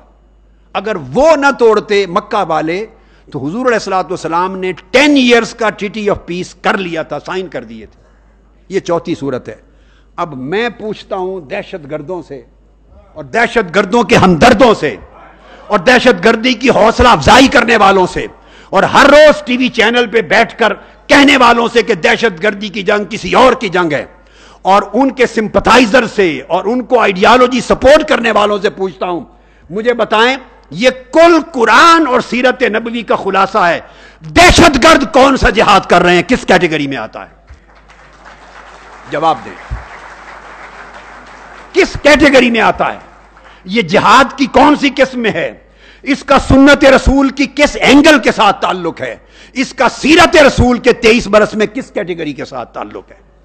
اگر آپ کہیں کہ یہ مظلوم ہیں یہاں تو ہم ان کو بچانے کے لیے خود تلوار اٹھا لی ہے، تو ان سے بڑھ کر مکہ میں لوگ مظلوم تھے، اور آقا علیہ الصلوۃ والسلام نے کسی خود سٹیٹ ڈیسائیڈ کرے تو اس کا پریروگیٹو ہے، مگر آپ نے کسی صحابی کو، کسی آرگنائزیشن کو، کسی طبقے کو، کسی ٹرائب کو، کسی قبیلے کو اجازت نہیں دی کہ مکہ کی ریاست میں جو ظلم مسلمانوں پر ہو رہا تھا انتہا درجے کا، کہ آن دیئر اون وہ جا کے بدلہ لے لیں یا مکہ کے کفار و مشرکین کو قتل کر دیں. جب 10 برس میں اسٹیٹ نے ایکٹ کیا تو کیا خود، because holy prophet was head of the state, he himself took the decision. انہوں نے اسٹریٹجی بنائی، مگر صحابہ کرام سے بڑھ کر ایمان آ گیا ہے آپ لوگوں کا. نہ کسی صحابی نے جا کے وہاں لوگوں کو قتل کرنا شروع کیا، نہ کسی گروپ نے، نہ کسی قبیلے نے. آقا علیہ السلام نے منع کر دیا. یہ پریروگیٹو ریاست کا تھا. کسی فرد کو، کسی ایک جماعت کو، خواہ وہ طالبان کہلائیں خود کو، خواہ وہ آئسس کہلائیں، خواہ وہ القاعدہ کہلائے، خواہ وہ کوئی نام دیں، کسی جماعت اور لیڈر کو یہ حق نہیں ہے کہ وہ از خود تلوار اٹھائے اور کسی بھی نام پر وہ جنگ لڑیں، قتل عام کریں اور لوگوں کی زندگی اجیرن کریں اور نام دیں کہ ہم غریبوں، مظلوموں، کمزوروں کا دفاع کر رہے ہیں. یہ قرآن اور سنت اور سیرت رسول کی کسی ایک کیٹیگری میں نہیں آتا. یہ خود جبر ہے، کرمینلٹی ہے، it is brutality, it is violence, it is totally in violation of the teachings of Quran and Sunnah. اس کی کوئی جگہ نہیں ہے without any ifs and buts. اب سوال پیدا ہوتا ہے کہ ایسا کرنے والے کیا ہیں؟ وہ مجاہد نہیں ہیں، نہ وہ شہید ہیں، نہ وہ غازی ہیں. تمام کتب فقہ اٹھا کے دیکھ لیں، حنفی، مالکی، شافعی، حنبلی، جعفری اور سلفی. اب 7 سے زیادہ تو کچھ نہیں ہے نا اس دنیا میں، مسلمانوں کو جو بھی کر لیں. جو کسی فقہ کو بھی نہیں مانتا ان کے بھی ریفرنس میں سب اکٹھے کر رہا ہوں. اور باقی اہل سنت اور اہل تشیع سارے مذاہب اور مکاتب فکر میں یونانیمیٹی ہے کہ 3 قسمیں ہیں: جو تلوار اٹھاتا ہے، بندوق اٹھاتا ہے، قبضہ کرتا ہے علاقوں پر، گولی چلاتا ہے. ان کی 3 قسمیں ہیں آپ کی ریاست میں. یا وہ ڈاکو ہے، قطاع الطریق کہتے ہیں اس کو. اگر وہ حملہ کرے، لوگوں کے جان اور مال لوٹے، جان بھی لے، قتل بھی کرے تو جواب میں قتل کیا جائے گا. اگر قتل نہیں کیا، مال لوٹا، راستے بلاک کیے قطاع الطریق تو پھر اس کو عمر قید دی جائے گی، اور اس کے علاوہ قرآن مجید نے اور بھی سویئر پنشمنٹس دی ہیں، سویئر پنشمنٹس دی ہیں۔ اگر قتل شامل ہو جائیں گے تو ڈیتھ پینلٹی بھی ہوگی۔ اگر کوئی قبضہ کر لے، حملہ کرے، قتل و غارت کرے، انسانی جان لے، مسلم یا نان مسلم، تو یا وہ ڈاکو ہے، قطاع الطریق میں سے ہے ایک۔ یہ میں آپ کو پھر ریپیٹ کر رہا ہوں، میں ٹائم شارٹ ہے تو میں حنفی، مالکی، شافعی، حنبلی، جعفری، سلفی، تمام مکاتب فکر اور مذاہب کی فقہ کو ان ٹوٹیلٹی لے رہا ہوں۔ دیر از نو ڈفرینس آف اوپینین، یونانیمیٹی۔ چھوٹی تعریفوں میں اصطلاحات میں ہوتا ہے۔ دوسرا طبقہ وہ ہے جس کو کہتے ہیں باغی۔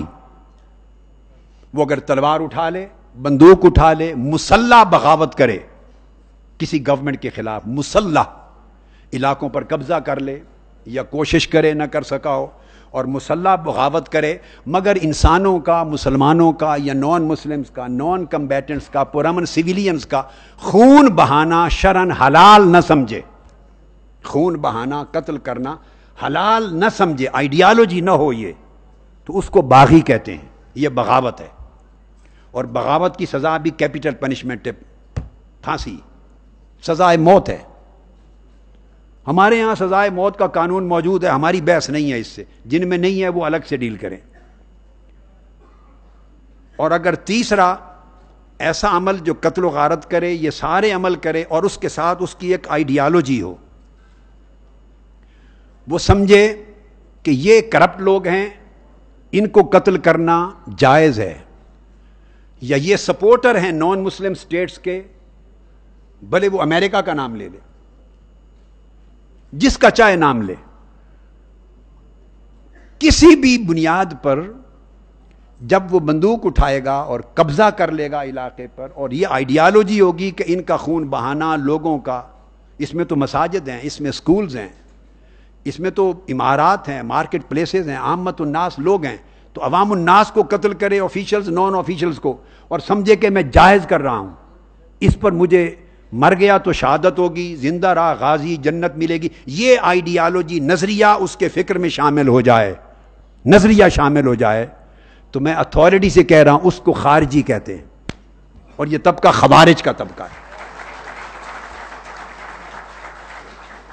پاکستان میں دہشت گردی کرنے والے ان کے لیول آف کریمنل ایکٹیویٹیز کے مطابق 3 کیٹیگریز میں آتے ہیں، ان میں یا ڈاکو ہیں، یا باغی ہیں، اور دہشت گردی کرنے والے جن کے خلاف ضرب عضب کا آپریشن ہو رہا ہے وہ خوارج ہیں، ایبسولیوٹلی خوارج ہیں، ان کا اسلام سے کوئی تعلق نہیں۔ اور افواج پاکستان کو بھی، اور وہاں جہاد کرنے والے افواج پاکستان کے جوانوں کو کانسیپچل کلیئرٹی ہونی چاہیے۔ ان کا فکر تکفیر سے شروع ہوتا ہے، یہ سب سے پہلے اپنے سے اختلاف رکھنے والے کو کافر ڈکلیئر کرتے ہیں، اور یہ عمل آج نہیں، یہ 80s کے وقت سے شروع ہے، اور یہاں کھلی اجازت تھی جس کا منہ چاہے دوسرے کو کافر ڈکلیئر کر دے، اور پھر اس کی جان لینا اپنے اوپر حلال اور واجب گردانے۔ یہ تکفیر سے، دوسروں کو کافر ڈکلیئر کرنے سے سفر شروع ہوتا ہے، اور اس کے بعد یہ خوارج کا طرز فکر ہے آئیڈیالوجی کی بنیاد پر کہ وہ مسلمانوں کا، نان مسلمز کا، پرامن لوگوں کا خون بہانا، چونکہ وہ ان کے فکر کو سپورٹ نہیں کرتے، ان کے ساتھ ہی نہیں ہے، ہر وہ شخص جو ان کے ساتھ نہیں، اس کا خون بہانا ان کے لیے حلال ہے۔ یہ تمام کتب میں درج ہے، اور حضور علیہ السلام نے اس کو واضح طور پہ بیان کر دیا تھا۔ یہ خوارج کا طبقہ ہے۔ ہمارے جوانوں کو کنسیپچل کلیئرٹی ہونی چاہیے، ورنہ وہ جنگ لڑتے ہوئے جب ان کی داڑیاں دیکھیں گے، ان کی پگڑیاں دیکھیں گے، اور نعرہ تکبیر لگاتے ہوئے ان کو سنیں گے، اور کبھی نماز پڑھتے دیکھیں گے، یہ پھسل جائیں گے، گھبرا جائیں گے، وہ سمجھیں گے یہ تو مسلمان ہیں، ان کی داڑیاں ہیں، یہ تو نعرہ تکبیر لگا رہے ہیں، نماز پڑھ رہے ہیں، اللہ اکبر کہہ رہے ہیں، اللہ کے قانون اور حکم کی باتیں کر رہے ہیں۔ یہ ساری چیزیں انہی کو خوارج کہتے ہیں، یہ خوارج کی علامات ہیں۔ They have to be very clear کہ these people has absolutely no link with any religion. What to talk of Islam and Quran and Sunnah? They are just enemies of Islam, enemies of every religion, enemies of humanity, enemies of our nation, enemies of Pakistan. They have to be terminated, eliminated, and their roots are to be cut. یہ خوارج ہیں۔ میں یہ conceptual clarity ہونی چاہیے اس کے اوپر کہ آپ کیا کر رہے ہیں۔ اب یہ خوارج کون ہیں؟ میں نے کہا ان میں بڑے ہلکے درجے کے لوگ ڈاکو، قتل میں آگے ملوث ہونے والے باغی، مسلح، ہر جگہ مسلح کی شرط ہے، اور آئیڈیالوجی کے ساتھ لڑنے والے جو تکفیر کی آئیڈیالوجی اور قتل کے استحلال کی آئیڈیالوجی کے ساتھ، وہ خوارج ہیں۔ اور خوارج کا تعارف حضور علیہ السلام نے خود کروا دیا تھا۔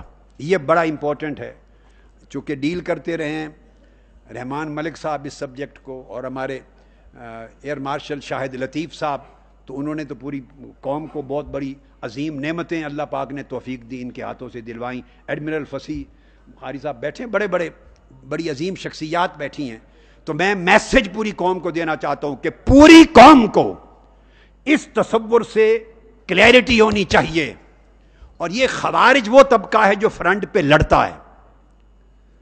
تمام کتب میں آیا ہے کہ ان کے پیچھے ایک اور طبقہ جس کو القادیہ کہتے ہیں، وہ فرنٹ پر ہتھیار نہیں اٹھاتے، بندوق نہیں اٹھاتے، فرنٹ پر لڑتے نہیں، وہ ٹی وی پر بیٹھتے ہیں، وہ انسٹیٹیوشنز پہ بیٹھتے ہیں، وہ پیچھے بیٹھتے ہیں، اور پیچھے بیٹھ کر اگر آپ اینکر 100 بار بھی ان سے پوچھ لے، 100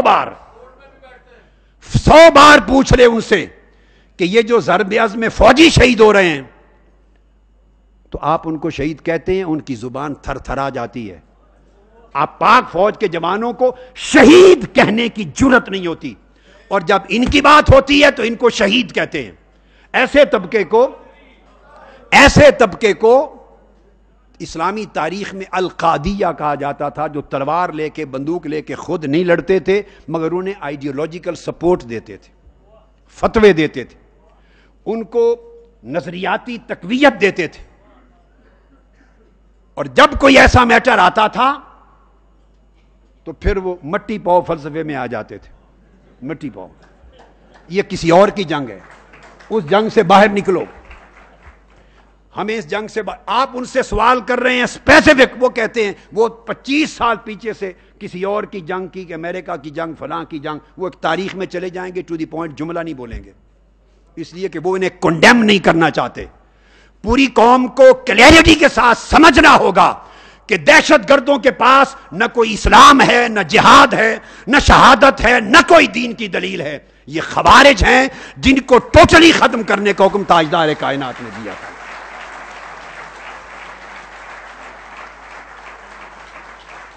اب یہاں ایک سوال، میں ہر سوال کو ایڈریس کر دوں، یہ میں آلموسٹ سیکنڈ لاسٹ پارٹ ہوگا میری گفتگو کا، آلموسٹ ذہن میں رکھ لیں۔ کوئی یہ کہہ سکتا ہے کہ خوارج تو وہ تھے جو حضرت علی کے زمانے میں نکلے تھے، اور جنہوں نے الحروریہ اور خوارج کے نام پہ آرگنائز کیا تھا خود کو، وہ تو اس زمانے کے لوگ تھے۔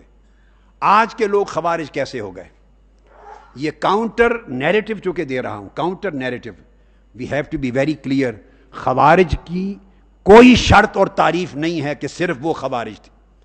ہماری پوری ہسٹری آف نالج میں کل ائمہ نے اس پر اتفاق کیا ہے، without any ambiguity and without any difference of opinion.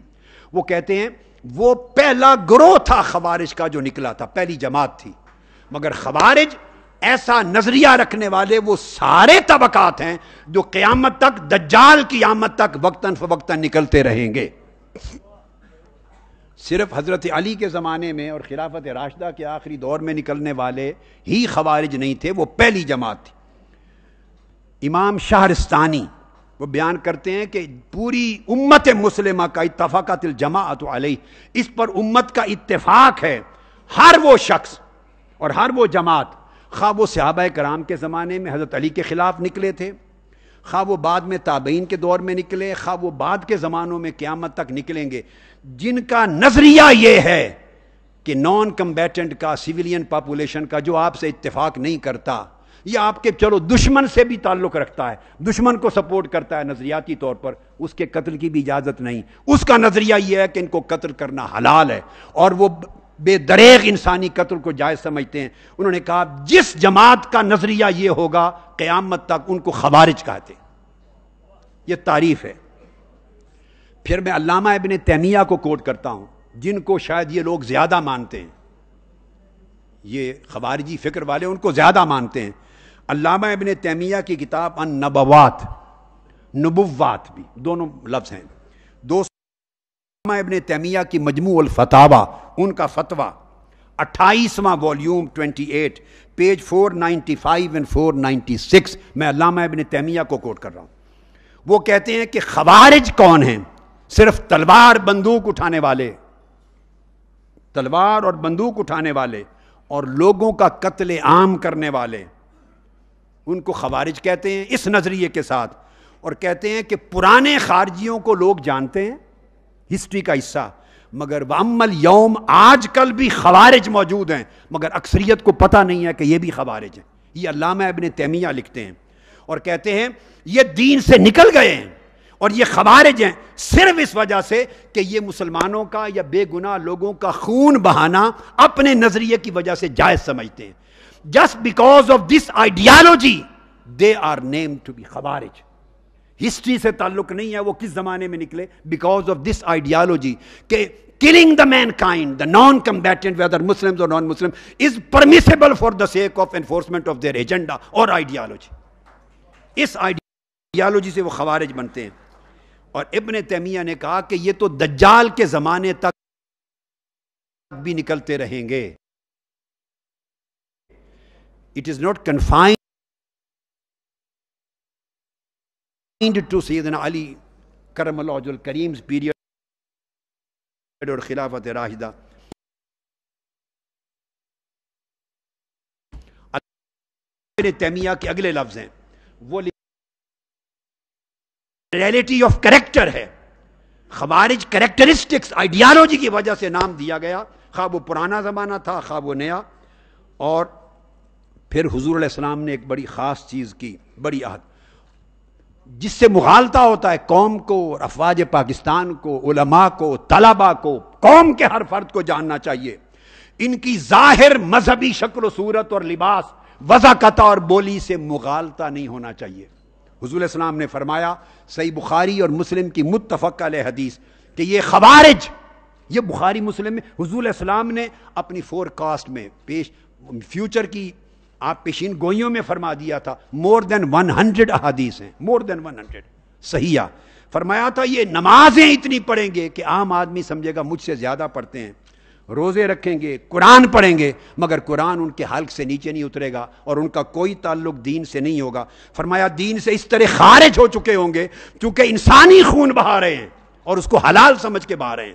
ایک تو ہے نا عام قتل ہو جاتا ہے، وہ نہیں، نظریہ کی بنیاد پر جیسے شکار سے تیر گزر جاتا ہے، اس طرح یہ دین سے خارج ہو چکے ہوں گے اور دین میں بڑے شدت پسند ہوں گے۔ حافظ ابن عسقلانی نے کہا شدت پسندی ان کا کردار ہوگا۔ اور حدیث پاک میں حضور علیہ السلام نے فرمایا، بخاری مسلم متفق علیہ، یقولون من خیر قول البریہ، نعرے بڑے دینی اور اسلامی اور دلکش لگائیں گے، ایجنڈا اپیرنٹلی بڑا دینی دیں گے، ان کی باتیں لوگوں کو اپیل کریں گی کہ بات تو اچھی کرتے ہیں، لا حکم الا للہ، ہم امریکہ کے خلاف لڑ رہے ہیں، ہم برطانیہ کے خلاف لڑ رہے ہیں، ہم نیٹو کے خلاف لڑ رہے ہیں، یورپین طاقتوں کے خلاف لڑ رہے ہیں، باہر کے ایجنڈے کے اوپر ہمارا ملک چل رہا ہے، نہیں ہونا چاہیے ہم آزاد، باتیں اس طرح کریں گے جو اپیل کریں گی۔ حضور علیہ السلام نے فرمایا باتیں ان کی دل کو لگیں گی، نعرہ لوگوں کو حق لگے گا، اسلامی قسم کا منشور دکھائی دے گا، مگر آقا علیہ السلام نے فرمایا ان کا کوئی، وہ صرف اسلام کا لبادہ اوڑھا ہوا ہوگا اور انسانی جسم میں بھیڑیے اور درندے ہوں گے اور اسلام کے دشمن ہوں گے، اسلام سے خارج ہوں گے۔ یہ حدیث بخاری مسلم اور ترمذی کا خلاصہ دیا۔ یہاں پر میں جو اسکالرلی لوگ بھی ہیں، علامہ شبیر احمد عثمانی صاحب کو کوٹ کرنا چاہتا ہوں، جو علماء دیوبند کے اکابر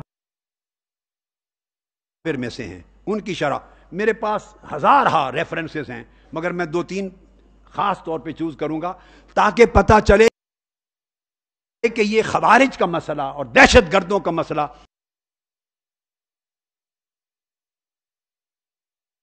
کسی مکتب فکر کا نہیں ہے، یہ کوئی مسلکی مسئلہ نہیں ہے، کوئی فقہی مسئلہ نہیں ہے، یہ پوری امت کا جوائنٹ ایک تھاٹ ہے، یونانیمس ہے پوری امت، ہر مکتب فکر، اس پر اختلاف کبھی تھا ہی نہیں امت میں۔ تو علامہ شبیر احمد عثمانی صاحب فتح الملہم میں لکھتے ہیں، انہ سیخرج قوم یتکلمون بالحق لا یجاوز حلقہم، حضور اسلام کی حدیث کوٹ کر کے کہ یہ ایسے لوگ ہوں گے جو بات دیکھنے میں حق کی کریں گے، اوپر سے الفاظ حق کے ہوں گے مگر حق ان کے حلق سے نیچے نہیں اترے گا، وہ دین سے خارج ہوں گے۔ احداث الاسنان سفہاء الاحلام، کہتے میری امت کے آخری زمانے میں ایسے لوگ پیدا ہوں گے جو برین واش کریں گے نوجوانوں کو، یوتھ کو، برین واش یوتھ کو وہ دہشت گرد بنا دیں گے اور اچھے نعرے لگائیں گے مگر ایمان اور دین ان کے حلق سے نیچے نہیں اترے گا، دین سے خارج ہو چکے ہوں گے۔ اب آپ کے سامنے آپ 14 سال 15 16 18 سال کے نوجوان برین واش نے پاگل بنا دیے ہیں اور ان کے ساتھ ان کو اسلحے تھما دیے ہیں، اور ان سے پوچھے وہ سمجھتے ہیں کہ ہم جہاد کر رہے ہیں، انسانیت کا قتل جہاد بنا دی۔ آقا علیہ السلام نے اس کو بیان کر دیا کہ وہ نوجوانوں کو برین واش کر کے پاگل بنا دیں گے اور ان نوجوان ہوں گے، تو جو نوجوانوں کو برین واش کر کے دہشت گردی پہ لگائیں وہ طبقہ خارجی ہے، خوارج ہیں، اس آئیڈیالوجی کے ساتھ کہ یہ جہاد ہو رہا ہے، اس کو جہاد کی آئیڈیالوجی دینا۔ پھر حضور علیہ الصلوۃ والسلام نے فرمایا بڑی امپورٹنٹ، خوارج کو یہ مت سمجھیں کہ یہ صرف خلافت راشدہ کے دور میں یا سیدنا مولا علی اور مرتضیٰ کے خلاف نکلنے والا گروہ تھا، حدیث نبوی ہے، امام احمد بن حنبل، امام نسائی، ابن ماجہ سب نے سیاستہ میں روایت کیا، فرمایا یہ خوارج ہر دور میں میرے زمانے میں امت میں نکلتے رہیں گے، حتیٰ کہ دجال کے ساتھ جو گروہ نکلے گا اور انسانیت کا قتل کرے گا وہ بھی یہی خوارج کا طبقہ ہوگا۔ انہوں نے دجال تک آنا ہے، from time to time, from centuries to centuries, from country to country, with different names, with different titles, with different headings, with different kind of agendas, مگر آئیڈیالوجی تھرو آؤٹ ہسٹری ان کی ایک ہی رہے گی اور آخر تک چلے گی۔ یہ وہ حضور علیہ السلام کا ارشاد، اور آپ نے یہاں تک فرمایا، آپ ضرب عزم میں میں مبارکباد دے رہا ہوں، ان کو مبارک ہو کہ رسول پاک صلی اللہ علیہ وسلم نے ان کو مبارک دی، خوارج کا کلا کما کرنے اور دہشت گردی کو کی جڑ سے اکھاڑ پھینکنے کے لیے حضور علیہ السلام نے فرمایا یہ خوارج دہشت گرد انسانیت کے قتل کو حلال سمجھنے والے نکلتے رہیں گے، جب بھی ان کا ایک گروہ ایک جماعت منظم ہو کے نکلے گی قطع، وہ ان کی جڑ کاٹ دی جائے گی، پھر منظم ہو کے نکلیں گے، پھر ان پر وار ان کاٹ دیا جائے گا، پھر نکلیں گے، حتیٰ کہ حضور علیہ السلام نے 10 مرتبہ ذکر کیا، اور ایک حدیث میں ہے 20 مرتبہ یہ لوگ نکلیں گے منظم ہو کر اور ان کی جڑ کو کاٹ دیا جائے گا، فرمایا حتیٰ کہ ان کا آخری گروہ دجال کے ساتھ نکلے گا۔ تو حضور اور پھر یہ جو یہاں تک کہ خوارج کو خواہ وہ جو کر نماز پڑھیں جو کریں، حدیث پاک میں حضرت ابو امامہ نے روایت کیا، حضور نے فرمایا کلاب النار، یہ جہنم کے کتے ہوں گے۔ میں اس لیے بتا رہا ہوں پاکستانی قوم it has to be clear on this subject, افواج پاکستان کو کلیئر ہونا چاہیے، ایمبیگوٹی نہیں رہنی چاہیے، یہ دھوکہ دہی، یہ ساری چیزیں کیا میں قرآن اور حدیث بخاری مسلم سے باہر سے بات کر رہا ہوں؟ اگر یہ سب کچھ قرآن اور حدیث ہے اور فقہ ہے اور سارے مذاہب کا اتفاق ہے، میرا سمپل سوال ہے کہ علماء پاکستان کے جرأت کے ساتھ بیٹھ کر ٹی وی پر قوم کو یہ سبق کیوں نہیں دیتے، کیوں نہیں کنڈیم کرتے؟ کیا یہ کچھ لوگوں کی صرف ذمہ داری ہے بیٹھ کے وہ لڑے، یا یہ بات کرنا کیا یہ فوج کی طرفداری ہے؟ کوئی فوج کی طرفداری نہیں، نہ میں کوئی طرفداری کر رہا ہوں، میں تاجدار کائنات محمد رسول اللہ کا طرفدار ہوں، حضور کا غلام ہوں، حضور کا تابعدار ہوں۔ یہ آقا نے فرمایا کہ جہنم کے کتے ہیں، یہ انسانیت کے دشمن ہیں، دین کے دشمن ہیں، اور فرمایا ان کا اس طرح خاتمہ کر دیں جیسے اللہ نے قوم عاد اور قوم سمود کا خاتمہ کیا تھا۔ یہ صحیح بخاری کی حدیث میں آپ کو اور صحیح مسلم کی پڑھ رہا ہوں، بخاری مسلم متفق علیہ، فرمایا فَإِنَّ فِي قَتْلِهِمْ أَجْرًا لِمَنْ قَتَلَهُمْ يَوْمَ الْقِيَامَةِ، جو فوجی، جو جوان، جو لوگ ان خوارج کو قتل کریں گے، ٹرمینیٹ کریں گے، ان کے خلاف جنگ کریں گے، ان کا خاتمہ کریں گے، آقا علیہ السلام نے فرمایا قیامت کے دن ان کو بڑا عظیم اجر عطا ہوگا۔ اور حضور علیہ السلام نے فرمایا لَإِنْ أَدْرَكْتُهُمْ، اس سے بڑی بات سن لیں، لَإِنْ أَدْرَكْتُهُمْ لَأَقْتُلَنَّهُمْ قَتْلَ ثَمُود، فرمایا خدا کی عزت کی قسم اگر ان کا زمانہ میں نے پا لیا، اگر میں اس زمانے میں ہوا تو میں خود ان کو قوم سمود کی طرح قتل کر کے ختم کر دوں گا. یہ صحیح بخاری اور صحیح مسلم کی متفق علیہ، میں کوئی ڈسپیوٹڈ یا ویک چین کی حدیث نہیں کوٹ کر رہا ہوں. اور اسی طرح ابو سعید خدری سے یہ بھی مروی ہے، فرمایا اگر میں نے ان کا زمانہ پا لیا تو لَأَقْتُلَنَّهُمْ قتل عاد، قوم عاد کی طرح ان کا خاتمہ کر دوں گا.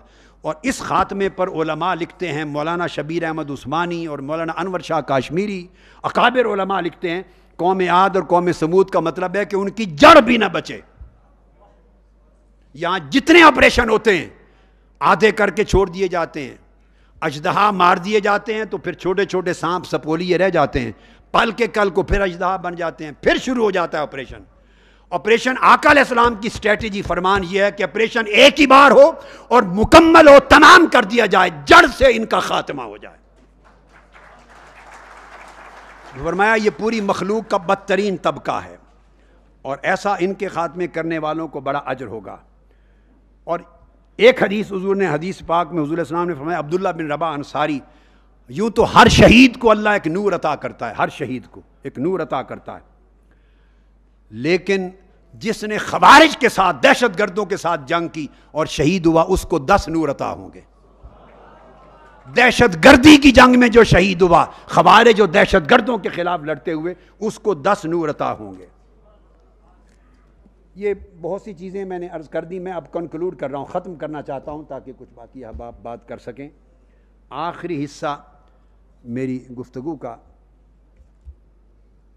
جس کے میں ختم کرنا چاہتا ہوں، اور وہ یہ کہ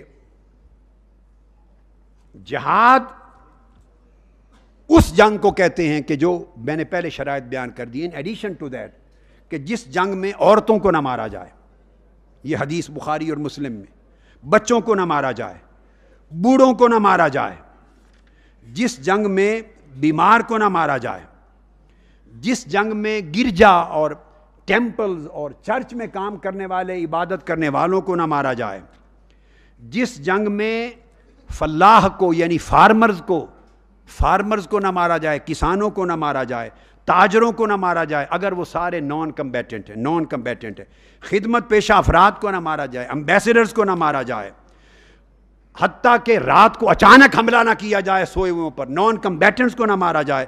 یہ ساری شرائط بیان کر کے بنیادی چیز یہ انہوں نے واضح فرمائی کہ یہ حکم اس لیے ہے، یہ حکم کہ اگر کسی جنگ میں نان کمبیٹنٹ سیولینز اور یہ طبقات مارے جاتے ہیں تو حضور علیہ السلام نے کیٹیگوریکلی فرما دیا کہ اس کو کسی بھی ٹائٹل میں جہاد کا نام نہیں دیا جا سکتا. وہ جنگ جہاد نہیں ہے، وہ جنگ کلیتاً بروٹیلٹی ہے اور وہ دہشت گردی ہے. اور آخری چیز بڑے اختصار سے بڑی امپورٹنٹ چیز بتا کے ختم کرتا ہوں. ایک اور دلیل جو نیریٹو دیتے ہیں اور ہم اس کا کاؤنٹر نیریٹو دے رہے ہیں، وہ کہتے ہیں یہ دار الکفر ہو گیا ہے، اب یہ دار الاسلام نہیں رہا، دار الحرب ہو گیا ہے. اس کے اوپر پھر حنفی، مالکی، شافعی، حنبلی تمام اسکالرز کا، مذاہب کا اتفاق ہے کہ ایون اگر اسلامک لاز نافذ نہیں ہیں، ایون اگر کرپٹ رولرز ہیں، مگر ان جنرل اسلام کے جو پیلرز ہیں، نماز، روزہ، حج، زکوٰۃ اور شہادت توحید و رسالت، اس کو بین نہیں کیا گیا، اس کی اجازت ہے. مسجدیں بن جاتی ہیں، روزے رکھتے ہیں، حج پر جاتے ہیں. فرمایا تمام فقہا نے کہ اگر نماز اسلام کے جو پیلرز ہیں، ارکان اسلام، اس کی پریکٹس کی اگر اجازت ہے، اگر میجورٹی پاپولیشن کی اور گورنمنٹ بھی اگر نان مسلم ہو، تب بھی وہ دار الکفر اور دار الحرب ڈکلیئر نہیں ہو سکتا. Even non Muslim government, population کی میجورٹی نان مسلمز ہو، مگر وہاں کلمہ پڑھنا بین نہیں، نماز، روزہ، حج، زکوٰۃ بین نہیں، مدارس بن رہے ہیں، مساجد بن رہے ہیں، وہ سوسائٹی. اور پھر کامن ایک آدمی کو حکومت کی طرف سے فار ایگزامپل یہ بین نہیں کیا گیا، ایک حکم بھی شریعت کا اگر چل رہا ہے نافذ العمل ہے تو اس کو دار الکفر اور دار الحرب ڈکلیئر نہیں کیا جا سکتا. اور کتب فقہ میں بدائع الصنائع اور اسی طرح شوکانی کی نیل الاوطار اور امام کاسانی اور اس طرح تھانوی اور ابن تیمیہ اور مختلف اسکالر، ابن قدامہ، دسوقی، تمام کتب میں ہے کہ اگر بالفرض آپ یوں سمجھ لیں کہ کفار کا بھی غلبہ ہو جائے، ان کی گورنمنٹ ٹیک اوور کر لیں، مگر آپ کو اجازت ہو اس میں نماز روزہ اپنے دین کو پریکٹس کرنے کی، وہ بین نہ کیا جائے، تو شرعاً اور فقہاً اس کو دار الحرب عوام الناس ڈکلیئر نہیں کر سکتے، دار الکفر نہیں، وہ دار الامن رہے گا، لینڈ آف نیوٹریلٹی رہے گی، اس کی پھر 5 الگ قسمیں ہیں، مگر دار الحرب نہیں ہے۔ اور یہاں تک بھی فرمایا کہ بعض احکام اسلام جاری ہوں، اور اگر غیر جو حکمران ہیں وہ انجسٹ گورنمنٹس بھی ہیں، تو آپ ان کے ساتھ پرامن طریقے سے ہر جنگ لڑ سکتے ہیں، مگر مسلح جنگ، بغاوت اور دہشت گردی نہیں کر سکتے، اور لوگوں کا جان و مال نہیں لے سکتے اس پلی پر کہ یہ دار الحرب بن گیا ہے۔ دار الحرب وہ نہیں بنتا۔ یہ تمام مذاہب نے، فقہا نے اس کو کلیئر کہہ دیا کہ یہ نہ دار الحرب ہے نہ دار الکفر ہے۔ اگر اسلامی قوانین نافذ اور عدل کے قوانین نافذ نہیں بھی تو آپ دار الاسلام نہیں کہیں گے تو دار المسلمین ہوگا، اس کو دار الحیات کہیں گے، دار الامن کہے گا، کامن لینڈ ہوگی، دار الامن کہیں گے، امن کا، مگر دار الکفر اور دار الحرب کا سٹیٹس نہیں دیا جا سکتا، تلوار نہیں اٹھ سکتی، بندوق نہیں چلا سکتے۔ یہ سرٹن چیزیں میں نے گوش گزار کیں، اور اس طرح کی بے شمار چیزیں، ایک ایک سبجیکٹ پر ایک ایک کتاب ہے، پورا نصاب بنایا۔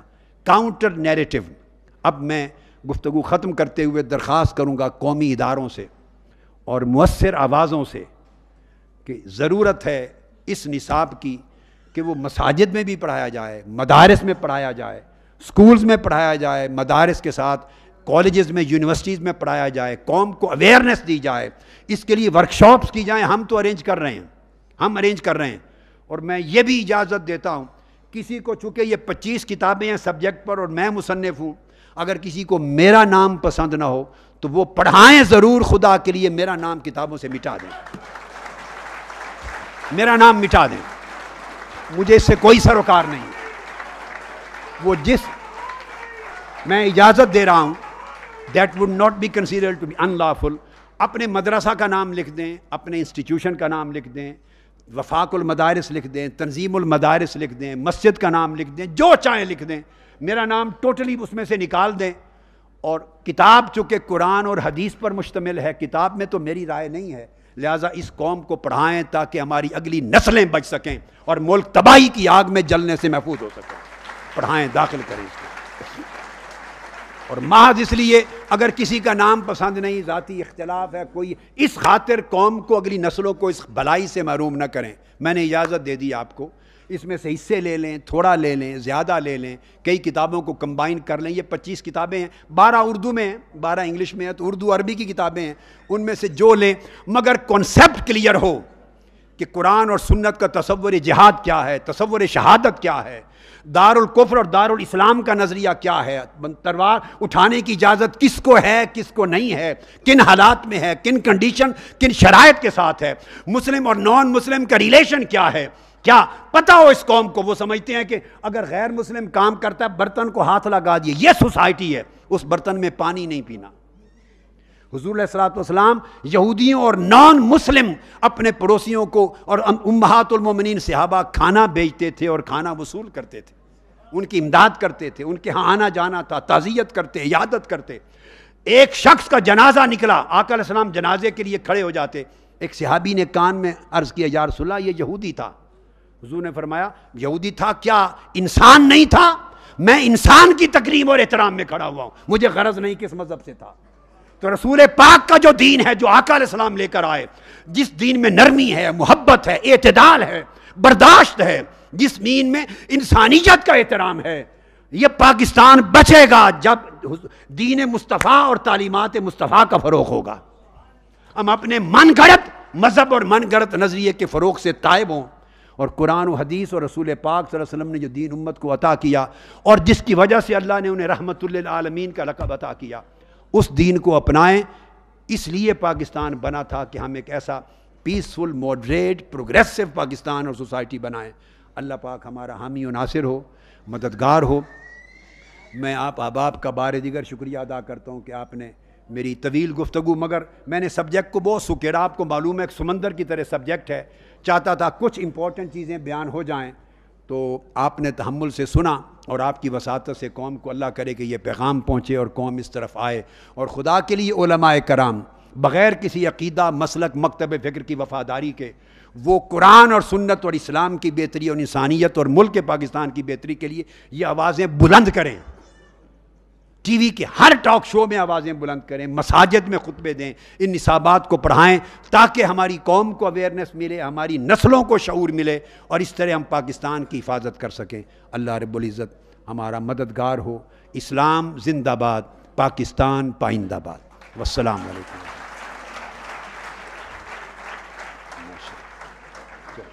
ٹھیک ہے.